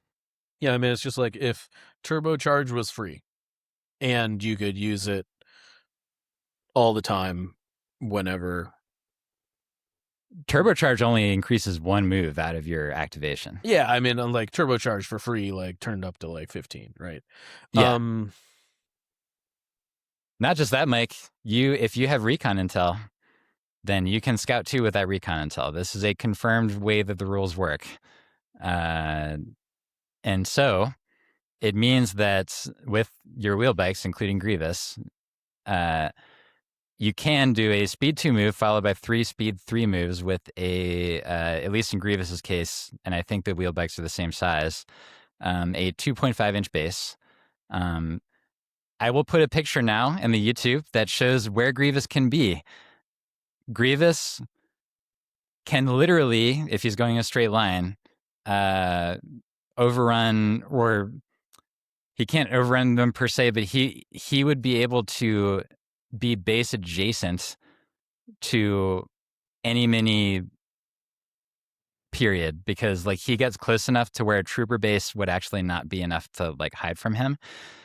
Granted, the way overrun works is that it wouldn't be exactly that way, but that's just to sort of demonstrate the fact that if you have recon intel, that these guys, it is the same as quad moving Han Solo, in the sense of they can basically go wherever the hell they want to. Yeah, I mean, I think you can just play Whirlwind on one and hit their whole army. Probably you could do that. I'm not saying you should. Yeah, but you could do that. It's not a great idea, in my opinion, like, because then you're sacrificing round 2, where it's way better to do, because of the up close and personal aspect of it. But yeah, so this is what we were talking about before, to where there are situations where the whole strike team thing is going to not feel great. And this Battle Force is certainly one of those situations. Yeah, I mean, I'm not sure how fun it's going to be to play against this Battle Force, regardless of if you have strike teams or not. I think it's really cool as an idea. It's cool for sure. Yes. Just like the Ohnaka gang, it's definitely cool. Is it a thing that should exist? I guess we'll see. I'm not positive exactly how great this is going to be, Mike. Like, it's going to be very good. I'm not either. I definitely think it's like, I think it's definitely playable. Oh, for sure. It takes basically everything about the list that you're playing right now, and it like yeets a bunch of stuff that you don't want in the list out of the list, and just allows you to take more of the stuff you want. Pretty much. The order control situation is a little bit rougher. Like, I'm gonna have Timus and cores in my bag, right? And I would have to play the generic. You'll have one of the I would have to play a unit that I don't really want to play, which is the commander version of the super tech, if I even wanted improvised orders on my list. I mean, can't you just take a bunch of like direct AI units on your super techs now to like fix your issue? Are those limited? No, they're all limited by 2. But you can only take 2. Functionally, you can only take 2 anyway. Well, I guess you could actually just get Wheelback Grievous and then take 3 of them, but why would you do that? No, there's no reason to do that. Like, Wheelback Grievous is like take, if you're playing this list, take Wheelback Grievous. Take Wheelback maybe Grievous. When Trench comes out, it's like a conversation, but probably not, but maybe. I think realistically, you're going to have Grievous is entouraging one of your Timus, and then you will have direct AI on your operative. And then you'll have whatever you get out of command cards. So for what it's worth, you have Grievous 3-pip, you have tactical download. Those are going to, like, you're going to have full order control over your Timus in those situations. And so maybe that's all that really matters. I also think we've seen the squadron leader upgrade all over the place. I think squadron leader is going to have field commander printed on it. I'm not sure that changes the conversation here, but I could see that being a thing. Yeah, could be. Or it could be like a mechanized infantry like effect, to where if vehicles are hanging out close to each other, then they get free tokens for it. Yeah, maybe. Yeah, I mean, so we'll see whenever that comes out, like June, July, or whenever that's going to be. I do think that an interesting, like, when I've list built with this a little bit. I haven't spent a ton of time digging into it. I do think that the whole STAP thing, like, there's still a ton of value with the order control aspects, and then the coordinate, obviously, but the sniper thing is something that gives me pause about STAPs. I think STAPs are cheap enough that it's not a big deal. That they're probably still okay, right? And then because what they want to shoot at in your list is Grievous.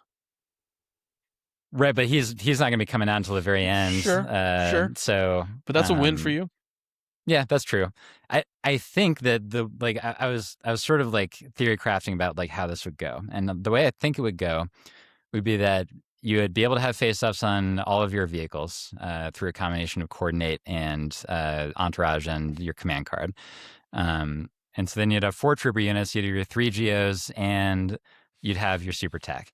You'd start with those four, and then what I would do is I would hope that there is a place that I can literally hide my staps on round one, like fully hide them behind line of sight, which isn't always possible, but it's often possible.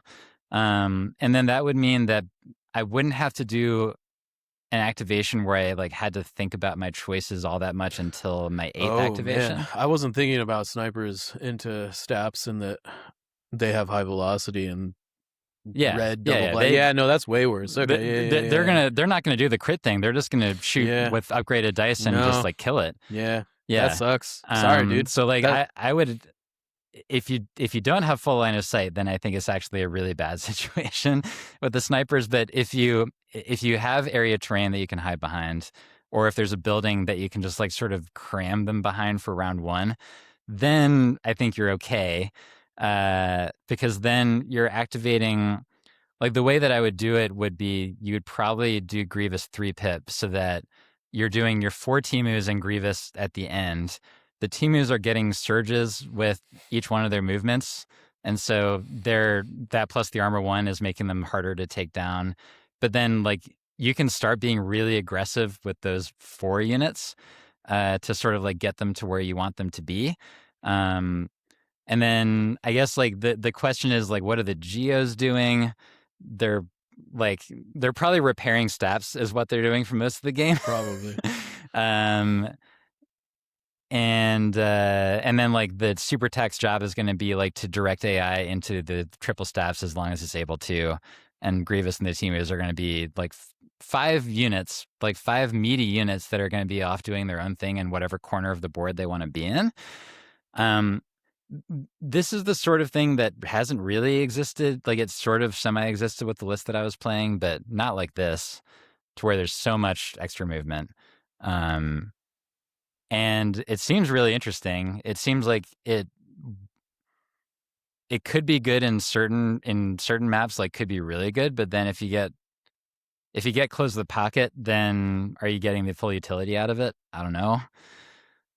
I mean, can't you just? It's interesting. You could literally go from your outside point and just take their outside point by going around the board edge. Like, I don't think that's unreasonable. Could probably do that in 2 turns, right? Yeah. Yeah. So here's the thing, Mike, is that I need to, because sadly Ohnaka Gang's not going to be an option for WTC because like that comes out the same day.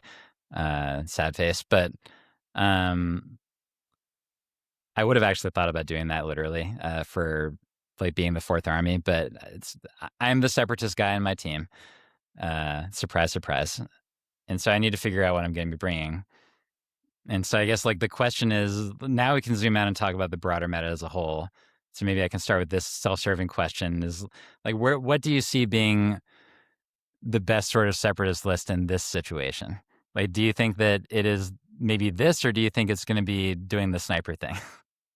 Oh, no, I mean, I think that the best generic list is probably this Battle Force. I think this Battle Force has a chance to be super insane. I'm not saying it is, but it could be. But I think this Battle Force has a chance to just be like the best thing in Legion since ever. The amount of mobility, like just like from like a skill cap perspective, this Battle Force sort of reads like I can have any unit in my army anywhere on the board whenever I want it to be. And also most of my units can still like attack while I do that. You know, like which is wild. I don't know if it's like, I don't know. I mean, it's got Wheelbite Grievous, so I don't think it can possibly be bad. Like it's definitely not bad. No, well, yeah, that's out of the question. But the question is it broken, or is it simply another good list? I definitely think it's like this is at least gonna have shock value for the next 6 months. In that people are just gonna like, you're gonna roll up to a table, you're gonna be like, here's my Grievous, here's my 4 wheel bikes, here's my 3 staps, and whatever else you can fit in the list. And people are just like are across the table, and they're gonna have no idea how they should be interacting with you. And you're just for what it's worth. Yeah. To draw it out is that the one I put together is 12 activations. So that's Grievous, 4 Teemoos, 3 stops, 3 geos, and then the super tack with basically just direct AI, the electrostep, and slice comms. That's with none of them having recon intel. Here's my other question, Mike, is like, do you think that what do you think is a better way to spend 40 points? Is it force push or 5 copies of recon intel in this list? I think you can take this list and take that, like, just strike that from the record and just say that like 5 copies of recon intel are definitely better, but like in this list in particular, it's probably extra good because it's actually like Scout 2 on everybody, right? Yeah, it's pretty crazy. Yeah, so I mean, this list is certainly going to be fun. It might be very unfun to play against. I mean, I think so. I think that the challenge with this list is going to be positioning your Teemoos in a way that they don't just get obliterated on turn 1 while still being effective on turn 2. But I think once you're able to figure that out, and you're able to like find the skill in making sure that is a thing that you're able to do effectively, I think you're gonna start rocking people's worlds with this list real quick, and it's gonna be interesting. We'll use I'll the word say interesting. this. Yeah, it'll certainly be interesting. I'll say this, is that I think both of us, when the points value of the Teemu was first revealed, I think both of us were like, this seems like it's too cheap. I actually think that aside from this battle force, like maybe that's going to change the situation. I think that in most situations it is okay now because of the change to AI, and that having AI dodge on these things actually really does hurt its damage output situation, because that's literally 1 fewer attack if you're doing an AI dodge. And then okay, but I get that. I know what you're about to say. You're saying that's 1 fewer 2 dice attack, and then you can dodge and then move compulsory move, and you still get your overrun attacks. You're like, still yes, throwing a stat know. pool. Yeah. Okay. Great. Okay. Yeah. Anywho, I'm sorry. I'm over here and like I lose dice every time one of my guys dies. You know, that I don't know. That statement whatever. didn't start out intellectually dishonest, and it became more so the more that I like thought through what I was saying. Because like in my head, I was like, oh well, they can only just shoot and then overrun, and then I was like, no, actually, they can dodge overrun. That's not so bad. Like, yeah. I guess they're worth it after all. Yeah. And the one that is like hurt, you can just entourage for free. Yeah, exactly. Or yeah, I mean, so round 1 you're gonna have a 3 pip that orders all of them. Round 2 you're gonna be doing Jedi Arts, and then like round 3 you might do your other 3 pip. Like you probably do tactical download round 3. No, so that what I will say is I do think that you're playing like round 2 and round 3. I think you're playing 1 pips for advantage tokens, for the battle force ability. I guess the question is like, do you really need to be moving that much when you're that deep into the game? I think that it increases your potential flexibility on like scoring objectives and stuff to the point where it's probably massive. I think movement is just so critical to like, I think movement is so good and also critical that like just having access to that ability is like that's the point of playing this battle force. Like if you're not utilizing that, like just play regular Separatists and do the same thing. Yeah, I mean, you're right, is that the speed boost is the reason to play this battle force. Yeah, like if the speed boost isn't good enough to be like shooting for it every turn of the game, I don't think there's any reason to play this battle force. Like basically at all. Because the force org is really not that different. It's not that different. And by not that different, I mean it's strictly limiting.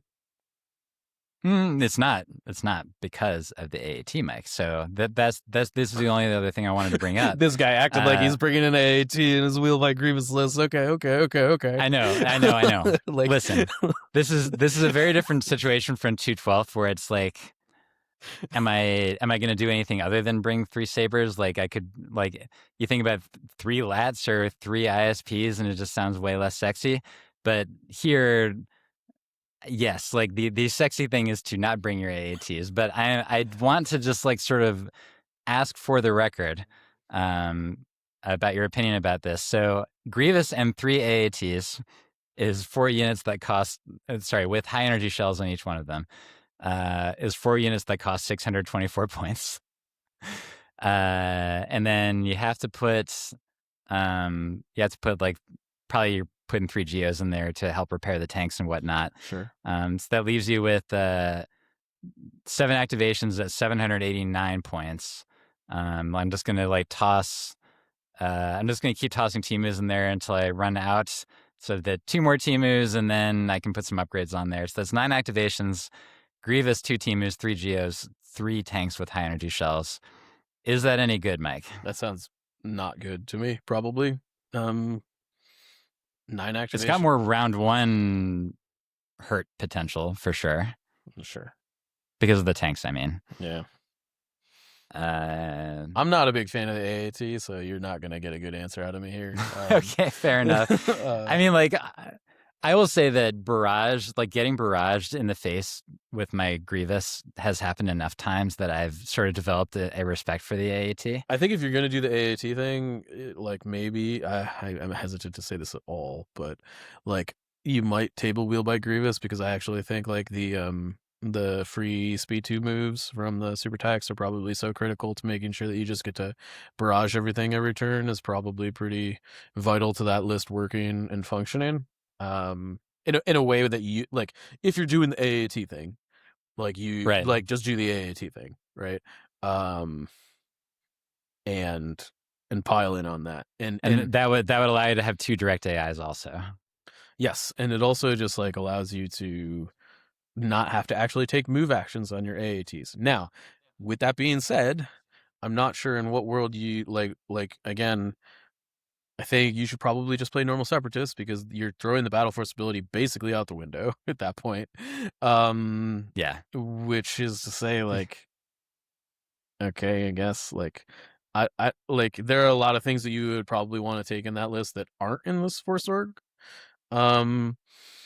You know, like hiding things behind the AATs could be pretty good. But there's nothing really in this list that's like you want to be conservative with, so I don't know. That's my hunch. Yeah. Not to shoot you down. Man, I'm sorry. Man, well, no. Like, it's an interesting thing to think about. Like, I don't think it's that great, but I can't really put my finger on why I don't think it's all that great. I mean, like, the objective play is not great. The battle force as a whole? No, I'm talking about like the triple AAT list. Yeah, I mean, I think it's like fine. You know, yeah, it's probably fine, but I don't think it's like, and there's nothing groundbreaking about it that isn't like super tack related, right?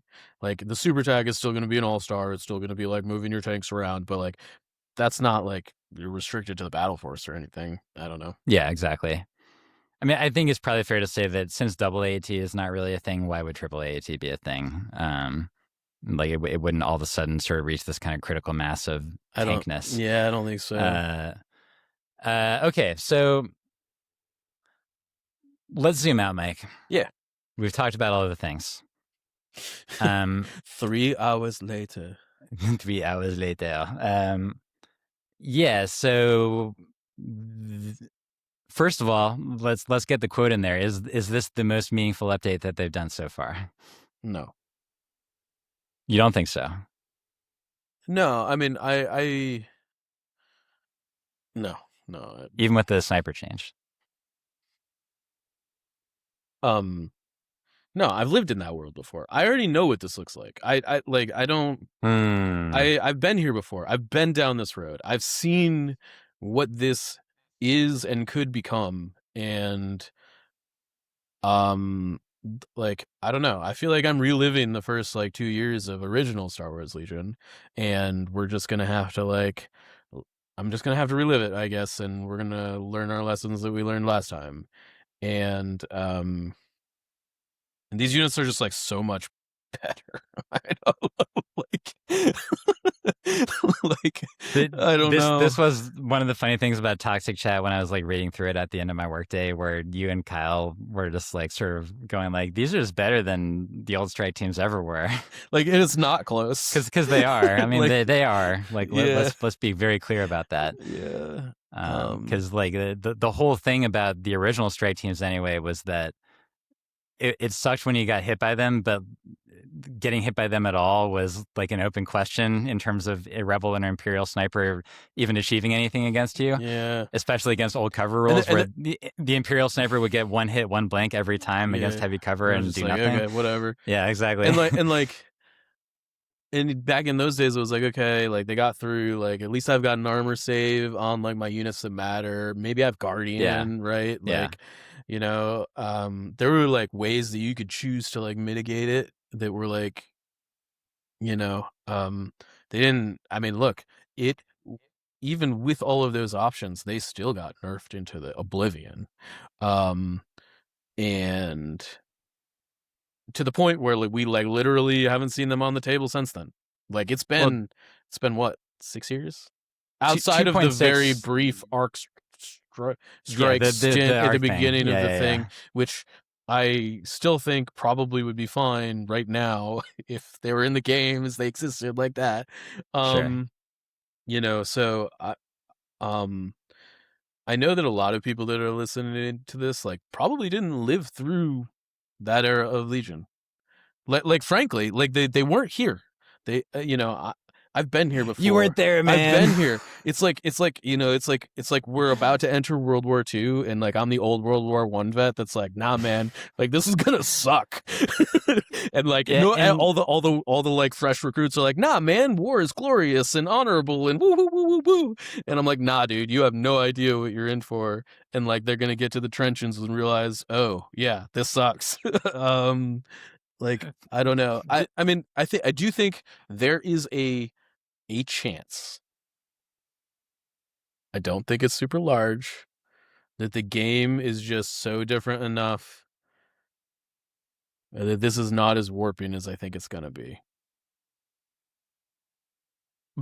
Good of you to acknowledge that. I think there is certainly a chance, but I don't think that changes. There are some things that like change the conversation in that, and that is like, okay, maybe the snipers aren't that great. What that doesn't change is the chance that my Yoda just dies. Like in the list building phase, right? And we go back and we've talked about like unstable astromech, like land speeders, like basically kind of hedging out like white save armor. This is like a similar thing where it's like, oh, you know, there is a chance that I just show up to a table, there's not a ton of line of sight blocking, and like you're a super important character, whether it's Yoda or Vader or Thrawn or, you know, Leia or whatever, it just gets blown off the table and you can't interact with it at all. Yep. And that portion of it is going to be true no matter what. And to say it out loud, this is an example: three Sonic Charge Scouts with 3 Sniper Scout Strike teams is 6 activations for 321 points. So that is less than a third of your list. And yeah, so I think I might be feeling a little bit differently about this had the unit cards and stuff changed and the points remained the same.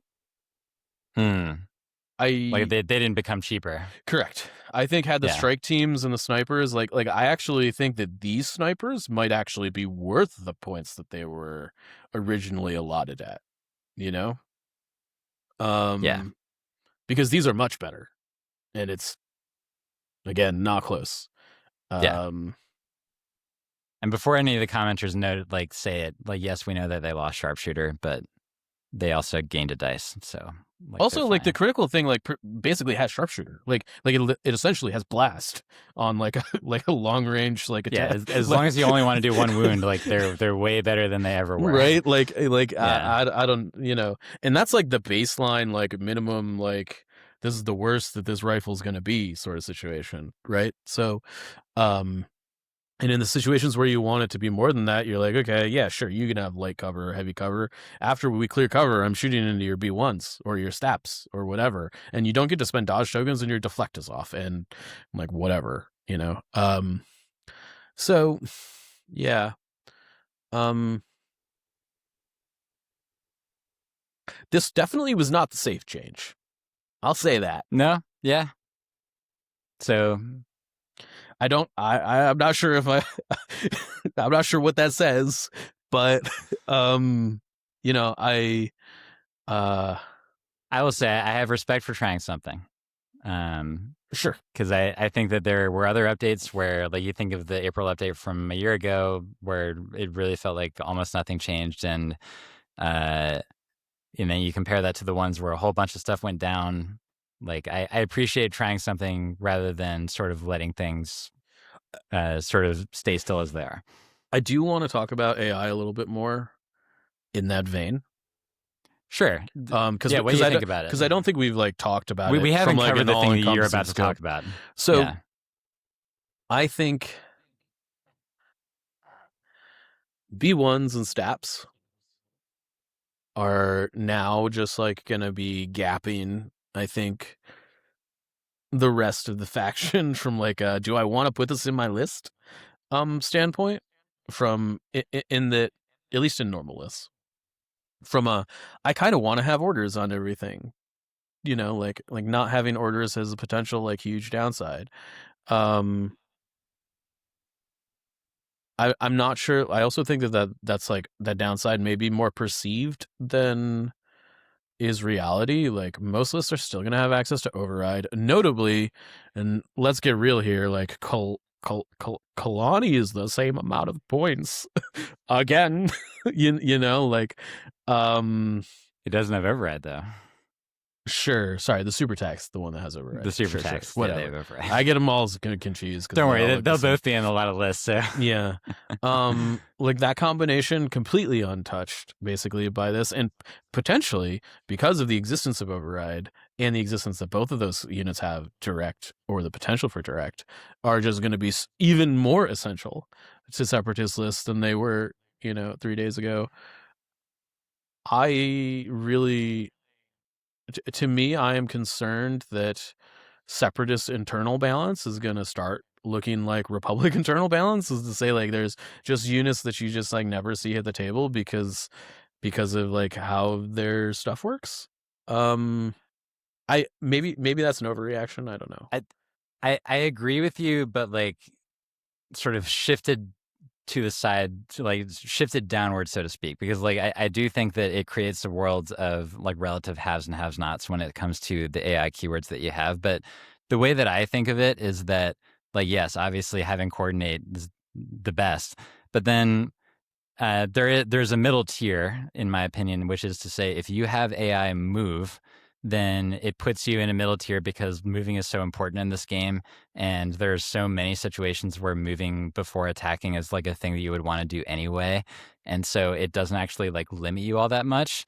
And then there's other ones like Decas and Aquas where they have regular AI attack, but it's uncommon that they're going to be half hurt but not have anybody to shoot at, to the point that they can't take their two actions. Yeah, that's and fair. So like weirdly enough, there's actually one unit in particular that got kind of mega hurt by this, which is the B2, in the sense of that you can shoot at them with Uno Mortar, and then all of a sudden their AI attack triggers, and they can't even, like, they can only move once that round and not do anything. Doesn't need to be a mortar, man. It just needs to be a sniper strike team because it now has suppressive.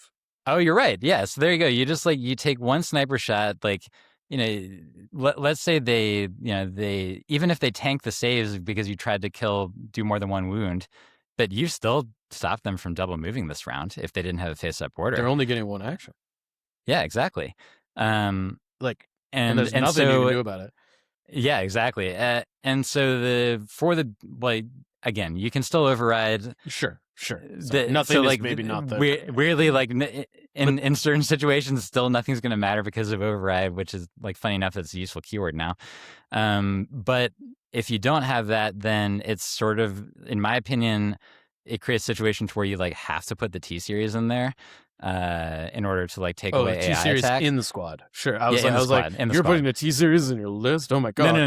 That would be crazy. That would get sniped to hell and back. Yeah. Okay.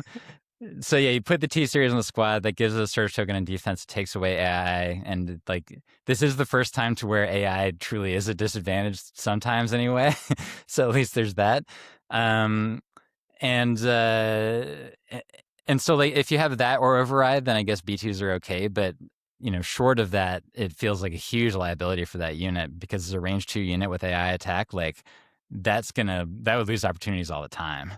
Yeah, I mean, I think what you're saying kind of. I think I didn't think a little bit about the like Droideka thing where they're like, if they're lost guys, they're definitely going to be in range, and you're right about that. But I do still think it's like it creates this thing where like AI either still like completely matters or it doesn't matter at all.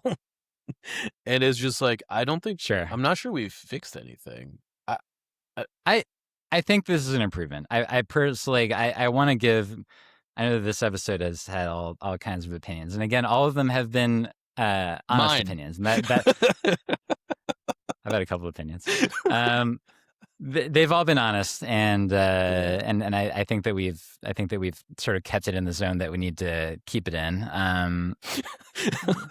Evan says Michael. After cutting 6 segments of Mike rants. To be clear, it hasn't been that many, but yeah, it's been 3. What the hell was I even talking about? But so I actually think that this is an improvement in terms of making AI matter, because before it truly didn't, and that this did create a situation to where you have to put some thought into both your list building and your deployment to make AI not punish you, because the B2 is where it matters the most. It also matters at least a little bit in the Temu. And it would matter in the STAP if you like screw up and don't get the STAPs in order. And then for the trooper units, like the B1s, again, there are random turns where B1s are just like sort of flopping around without an order because the game has gone to chaos. And so there will be times where your B1 setting out in the middle of nowhere triggers AI. They have nobody to attack and they can't double move onto a point. It's not going to happen a ton, but it can happen. I do think one thing I do want to kind of point out here, is that I think as someone who's playing against separatists, you really are going to need to know these rules like through and through. I think because they're pretty complicated for newer players. They're A, complicated, and B, like really easy to miss. Oh yeah, like for sure. Like I think on both sides of the board, but as obviously separatist players like read up and figure it out, but like I think for non-separatist players, like you're really gonna need to know how this works so that you not like accidentally taken advantage of. You know what I mean? You need to train your brain to be like, if you take a token out of the bag for an AI unit, you need to like first ask, is AI triggering right now or not? Like baseline. Yeah. In a way that like just isn't really a thing right now. Right now we like it. We would realize it if there's literally a stop in the middle of nowhere. It's like, oh, I have to AI move. It used to be AI move. Great. I'm gonna move and then attack. Yeah. But yeah, like now you really do need to remember it. There's like a checkpoint there that wasn't there before, which I'm not saying is a bad thing, but I do think it's like a game state thing that I think is going to commonly get messed up in the next couple months, where people are just like not going to be triggering AI in situations where like it's supposed to trigger because they didn't realize that it was actually triggering. Yeah, like your flamer spider that has defense protocols, like you can't do a move flame if you've been damaged. Yeah. You can't do a move flame then self-destruct if you've been damaged. Like you literally can't do that. Yeah. So yeah, be careful. Yeah. Oh boy. And then I mean, I don't know, like given that this is potentially the meta that we're going to be living in, do you think that anybody is going to be doing the strike team thing better than anybody else in particular? Do you have any early thoughts about that? So I do have some thoughts about that. I suspect the strike team thing will probably be at its best in, I want to say Empire, yeah, or I was going to say that. Potentially Rebels.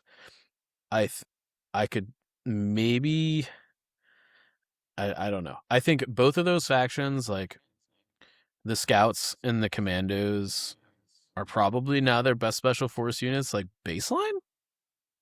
They already were for Scouts. They already were for Scouts, right? And yeah. I think the new Rebel Commandos are like cheap enough that you can make a real argument between them and Sleeper Cell in terms of what you're going to be putting in your list. And they're way cheaper than Sleeper Cell. Way cheaper. Like way cheaper. Like, yeah. And they do like a pretty reasonably similar amount of damage once they're up close with the proton charge, right? With the proton, yeah. You know, obviously, and they like, you know, they do some damage from in a range band that like Sleeper Cell doesn't have access to. I don't know. And I also think the strike teams just gel with like what Rebel lists kind of want to be doing, like a little bit better than other factions. Man, it's 56 with the proton charge. Yeah, dude, it's cheap. It's super cheap. Oh my god. It's like it's my naked core unit. Like what? Anyways, I yeah. So man. I mean, like perspective wise, like I'm pretty sure the Imperial Scout Trooper with the heavy weapon plus the Imperial Strike Team is cheaper than an ARC with a commander. Like, just ARC with a commander is what, 20 or is 98? It's 100. That's 100. Is it still 30? Yes, because commander's still 30. Because unlike BX droids, apparently, careful. ARCs do not get to be 60 points; they have to be 70. Even though they're like the same unit. Oh boy. So, yeah. A naked scout with a DLT sniper strike team is 90 points. A naked scout with a DLT sniper. Oh yeah, a naked scout trooper with a strike team alongside it is a total of 90. So that's 2 units of 90. Yeah, so that's a ARC with a medic. Same cost. Yeah, exactly. You know, are those two things equivalent? I don't know. You know? Anyways, I think and I also think Empire, maybe as opposed to Rebels, the play pattern of being able to go Imperial Agent walks onto the board, tacticals my strike teams because he has aid. Thrawn walks on the board, strategizes 2, tosses out some more aims. Like your 3 strike teams are hitting on turn 1, pretty much guaranteed, because you're gonna have like 2+ aims for each one. Like for sure. Plus, if you take Tarkin, like maybe you've got to pull the strings on there. So like you can like shoot with your strike teams and definitely like move them to safety immediately. I really hate that you can do that, by the way. Like, because my hope was that by doing the sniper shot that you would leave yourself exposed to like a tank shot in retaliation. Sure. Because that would be a rock paper scissors thing, right? Like, you know, you have snipers against infantry, you have artillery against snipers, blah blah blah. But that's not even really the case for the initial shot. Yeah, because they can just shoot and then move. Yep. Yeah, and then like, yeah. It's like, I don't know. So, I mean, I do think that it is the likeliest that I think Empire is maybe best at it initially. Is there like maybe like a 501st thing where you're like taking a bunch of ARCs and ARC strike teams? Like maybe, again, full ARCs I think they're not where it's at the moment. The ARC strike team does satisfy your support requirement in 501st. It does. You don't have to take like Barks or Commandos anymore. You know, I think there could be something said for like, you know, taking like Commandos and the ARC strikes and like having the strikes finish off whatever the Commandos, like, you know, if the Commandos do like 3 or 4 Pierce 1 to like a core unit, and then like, sure, you know, the strike just comes in and finishes it. But I'm not sure that's really like the best thing they could be doing anyways. A strategy that ironically would be best against other clone players, yes. by the way. Yeah, for sure. 100%, right? Yeah. And so Yeah, I don't know. I do think, yeah, my gut says Empire, but I'm willing to be wrong on that. It's probably one of the Civil War factions. I suspect so. That said, I think there probably is going to be, BXs are cheaper now, and the Dioxys adding the assault thing is going to make a range 1 BX shot like very good. Did you see the 650 point list that I posted in our toxic chat yesterday? I did not. Okay, let me just why don't you narrate it for this up the and read it podcast? Out. Yeah, so this is 660 points. Okay, it is 12 activations. Oh, I'm looking at this now. It is 4 Rebel Troopers with shotguns, 1 Fleet Trooper with Cassian Andor, a Fleet Trooper Super Squad, a Scattergun, a Rebel Trooper Squad with Jyn Erso, and the Comms and emergency transponders on here because you couldn't put a shotgun in there before, so it's really just right. But it's a shotgun, Jyn shotgun, Jyn shotgun, Rebel Trooper Squad, 3 Rebel Commandos, and with no upgrades. Though you could easily just like, you've got 330 points to work with, so if you want to spend another 45 points on giving them proton charges, be my guest. Yeah, why not? And then you can then have 3 Rebel Commando strike teams for 12 activations. All of your units have basically heavy weapons outside the commandos, and you have 340 points to, buy your Honton plus another. I don't know. This list could easily get to like 16 activations with like. Everything had like heavy weapons, and this is terrifying, Michael. I'm looking at this right now, and I'm like, this is like, yeah. So add what? So you have 45 points if you wanted to add 3 proton charges. And so then you're at 705 points for 12 activations, and you that is 12 activations, all your non-commander requirements. Yeah, all your non-commander requirements, and all of those have dice pools that matter. Yes. Like every single one of them has a dice pool that matters. And then you have everything other than the strike team is throwing at least 8 dice. Like base. And the strike team is doing the sniper thing. Yes. And they have incognito. And then and then God. And then you're like, oh yeah, I'm gonna take Han, because duh, which boosts you a pseudo activation on its own, right? At that point, you're like, okay, I'm like a pseudo 14, and I have like 250 points to work with. Maybe I take, I don't know, Leia, and then like operative Luke with force push. Or like Din and generic. Yeah, I mean, like, what is going on here? And I think when we're talking about rebels haven't been able to like do the detachment axe spam thing that Empire has had access to through like probe droids. And I understand that like probe droids are really only available to people who bought the Blizzard box right now or people that are proxying. But that was kind of like a game changer. But I think the strike teams are so much better than the probe droids. I was literally, this is the thing that I was about to say, Mike, is that we, in our tier list episode, we were talking about how like, those Imperial pro droids, like you put them together with those naked scouts, that's a good value. And we were like, these pro droids are going to be seeing a lot of play. And now in my head, for everything except for Blizzard Force and Tempest, because they also can't take the strike teams, sad, which is a little bit ironic, honestly, for Tempest.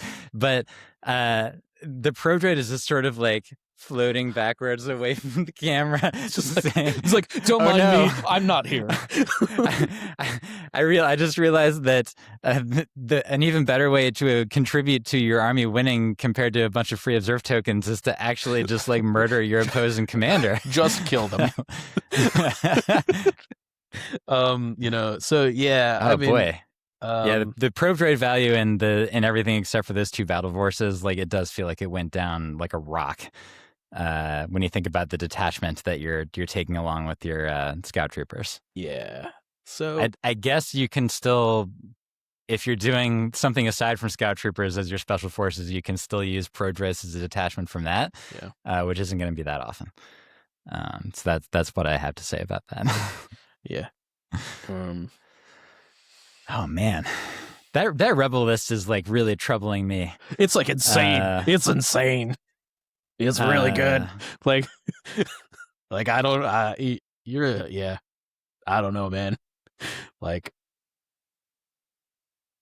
that's 13. Like, it's like what if instead of playing for Sleeper Cell, you could just like have 2 activations that like did more work.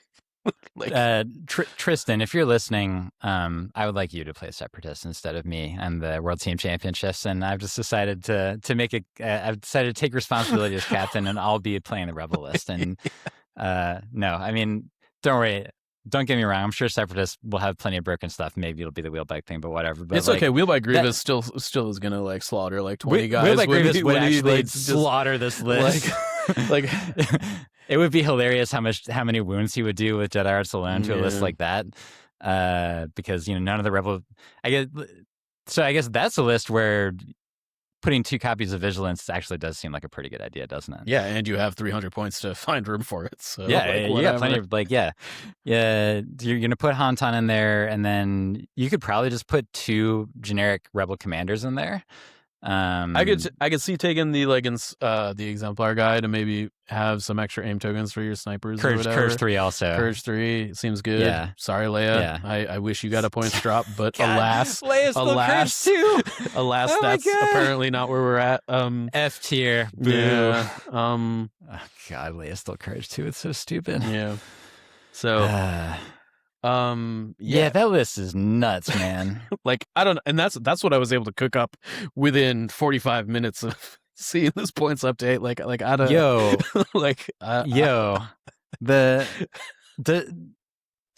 does the core set come with shotguns? No, as one of the weapons. No, it does not. Oh man.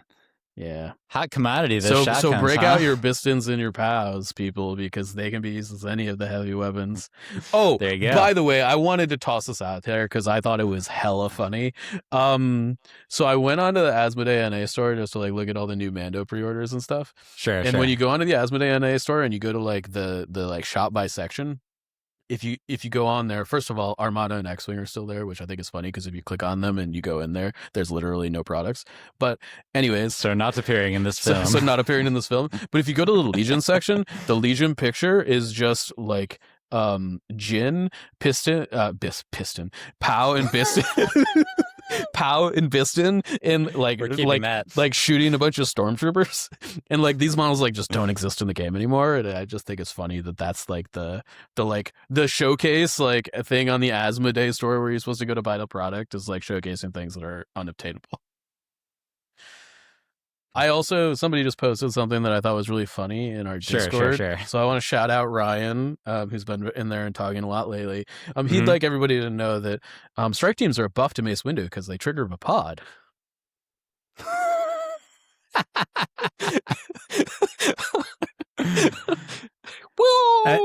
I actually had the observation the other day that Mace Windu might be the only character where the strike teams are not motivated to shoot at him because it allows him to remain a relatively inconsequential character on the board by just leaving him alone. That's fair. So yeah, they'll just shoot at your clones instead because it's probably a better value. Oh God. Anyway, we should probably stop boy. This. We should probably stop this podcast, Mike. Yeah. Tune in next week. I guess. Maybe. Yeah. Yeah, let's not get into that. Mike, how do we land the plane? 1 sec. I'm looking up what episode number it is. Give me a second. I think it's 56. No, I think 56 was last time ish. Yes. Okay, everybody. I guess this has been Notorious Scoundrels, Season 4, Episode 57. Hope you like getting shot by snipers. I'm Mike. I'm Evan. Stay fresh. Sniper bags.